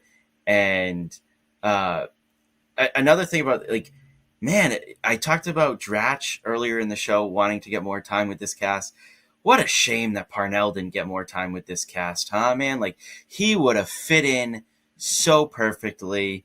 And again, I know we can't have all of these people here, but man, I would have loved for him to be there. And then it's almost like holding Jack Black back for a couple sketches. Again, we've talked about the composition of episodes, and this is another episode that has a little bit of a different composition and where the second musical performance goes. And it almost feels like for the second half of this episode, they brought Jack Black back on screen after Weekend Update, and we're just kind of holding him back. Now, no, you're going to be the straight man. You're kind of be the straight man, but with a little bit more to do. Then you'll be the straight man again. And then it was just letting him go and letting him go be Tenacious D and kind of be Jack Black. And it's a really good kind of build. If you watch the sketch by itself, it doesn't really make sense. But if you go back and watch this episode, it sort of builds for Jack Black, and I like that. Also, one more note on Will Forte. Man, if you are not watching Chit on TikTok, which is so clearly Will Forte inspired, guys, go look up Chit on TikTok. It's amazing. Yeah, it's a very cool moment all around. We obviously had the King Kong song, but I think back to Jack Black's Happy Birthday song from one of the previous times we've been hosting. When you're watching this episode, you're waiting for that big musical moment. And I'm glad that they were able to find that perfect intersection of Will Forte crazy humor with Jack Black performing. It is an amazing way to end the night. And this is your number one greatest episode on the countdown as voted by you. So guys, how do we feel now that we've gone through it and talked about it? Does it deserve its spot here at the top of the list? Bill Kenny, what do you think? Well, without spoiling my rankings, as far as what we've talked about tonight, this one makes the most sense for as high as it is because it's more consistent from beginning to end. I think even the Steve Martin episode falls off a little bit there with some of the stuff that we got. We've got a historical moment in Lazy Sunday. Add to that Christmas Time for the Jews, Two A-holes, Spelling Bee. You just can keep going and going. Even the low marks of the night would be considered very good in any other episode. So I think this is very well deserved. Haskell, what are your overall thoughts? Do you feel like this should be at the top of the list? It might be the most fun episode of SNL. You know, we talked about best, greatest. This might be the most fun. If you add up all the pieces, it really works. My issue is that there's a lot of, oh, I see where this is going. I talked about earlier with the Jim Carrey episode. You feel like you're seeing the present and the future together. This feels a lot more like I'm seeing the future come into shape and not the present. But here's my fatal flaw. I cannot put this as number one overall. I'd be happy to put it number two, but I can't put it number one. The two iconic moments for this episode are both pre-tapes. And it's Saturday Night Live. And I don't watch this episode and think back to, oh yeah, this iconic live moment, this iconic live performance. There's a lot of really good live performances in this show. And when you add them up all together, it really elevates this show. But, you know, it doesn't have the Jacuzzi lifeguard performance, you know, that's this real live where I'm like, I'm watching this play out live. This is the danger of SNL. The fact that, yeah, it might be the greatest night of pre-tapes ever on SNL, but I have to stop short of putting it number one on my list. That is a fair point, and totally something I think to take into consideration. I think this episode checks a lot of boxes, deserves an argument for the number one spot. It is so influential on the show itself, on what it will do with its cast, about what the next few years will look like, and SNL really being back. I think it helps a generation of people watch this show, a lot of whom watch the show still today, are starting to have kids and get them into the show, and even talk about the show week to week. So I do think there's a lot of things here. Lazy Sunday, you know, we started this countdown talking about, does one sketch make an episode? I don't think that this episode is just about Lazy Sunday, though we were compelled to start with it. There are a lot of great moments in this episode. It certainly has a spot near the top of the list, if not the top. But up next, Bill and I will talk about where we put these into our rankings, and we'll ask Haskell to give his opinion on which list is better. Of course, next week we'll dive into these lists even more, talk about the ones that just missed the cut and everything that was involved in putting together these top 50. But Haskell, I have to ask you as we go and talk about these lists, which one you feel a lot better about. So I'm going to put up on screen finally our top 50 here for both Bill Kenny and I, as I'll make it much bigger for all of you to see. So we'll just talk about, I guess we'll go into the near the top of the list as we'll break down where we put these. So the episode rankings have Jim Carrey and Soundgarden at 3, Steve Martin, Blues Brothers at 2, and Jack Black and Neil Young at 1. Here is my top 10 right now. I have George Wendt and Francis Ford Coppola from season 11 at number 10. I think it's one of the most creative episodes the show has ever done. I have to have it in my top 10. Eddie Murphy, Lizzo, one of the most important returns in the history of the show. Season 45 there at number 9. Alec Baldwin, B-52 is an almost perfect episode, a little deceptively perfect, but great episode there. The first episode for Baldwin. I got John Hamm and Coldplay, which is maybe the greatest first episode for a host that's going to come back a bunch of times. It is so fantastic. He basically dominates that episode as a host. So great. Richard Pryor, we talked about last week as being so influential on the series. That's a number 6. I got Betty White and Jay-Z. I did move that to 5 as being like the most anniversary-like show that you're going to get during an actual episode. I have that at 5. Jim Carrey and Soundgarden, that's my number 4 episode. I think you can argue it is maybe the best episode in the series. Greatest needs to have like slightly more influence on the rest of the series for me, but that's why I have that one at 4. I did put it right behind Tom Hanks and Keith Richards. When I just looked back this week and looked at the two of them, I think you can argue that these are the 2 best episodes ever, the 2 practically most perfect episodes. I just squeaked Hanks and Keith Richards over Jim Carrey and Soundgarden. Number 2 is Jack Black for the reasons we talked about tonight. Jack Black, Neil Young, so influential, so important to me. And I still maintain, I think Steve Martin and the Blues Brothers is the greatest episode in the series. I think it has all of the things where every sketch is just awesome. It is iconic back to back to back. It also is so important for the show. For me, that is the greatest episode in the history of Saturday Night Live and should be at the top of the list. Bill Kenny, where did you place your 3? Yeah, so I have John Hamm at number 10. I have Pryor at number 9, Walken season 25 at 8. Will at 7, Eddie at 6, and number 5, I put Jim Carrey in. A lot of the things you say are true, John. I think back to front, it is one of the best episodes ever. But I could not put it ahead of Baldwin season 15. I think still, one of the better episodes that we've seen there, and the debut of the longest running host that we've ever had as far as episodes. Steve Martin and Blues Brothers at number 3. I think there is a slight dip after a certain point in the show, even though it is historically important to the show and one of the most memorable, obviously still being talked about 47 years later. It's still a tick behind Jack Black for me at number 2. And I had to keep Tom Hanks season 14 here at number 1. I think this is the best episode, greatest episode that we've ever had of SNL. And I will die on that hill. All right, Haskell, which list are you feeling better about right now? I do have to say, I think the viewers missed that Hanks episode by a good margin. I think that's probably the glaring issue with our voted on list. But, man, you guys both got a lot wrong.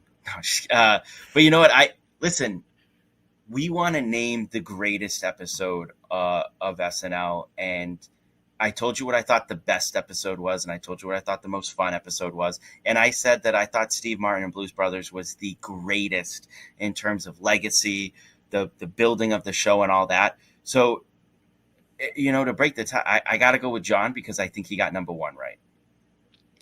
Yeah, I think if I was doing best, I think I'm probably leaning towards Tom Hanks and Keith Richards, to your point, Bill Kenny. I think it is the best episode. It also it has an argument for greatest in terms of its iconic status, but I just think that there are some episodes that are greater, and 2 of them that we talked about here tonight. But that one was certainly voted very low on our countdown compared to some of the other ones that we ended up getting here. Of course, we will break down all of that. There is one more segment we've been playing along with every single week here on the countdown. So I'll put up on screen your final predictions and the status of them, Bill. So we'll talk about that for a second. So Bill, prior to the countdown, or the second week of countdown, I asked you to predict how you felt that these 5 categories were due. So for 5-timers, you said 10 5-timers on the list. You nailed that by many. We almost doubled up your prediction. 19 5-timers on the list. 5 premieres. You got that exactly right. Season finales, we got our 3rd season finale here with the Jim Carrey episode. So only 3 out of 6 there. Cast members, 10 out of 13. So if you want to put the writers, we can go to 13 with Mulaney and Conan and Larry David.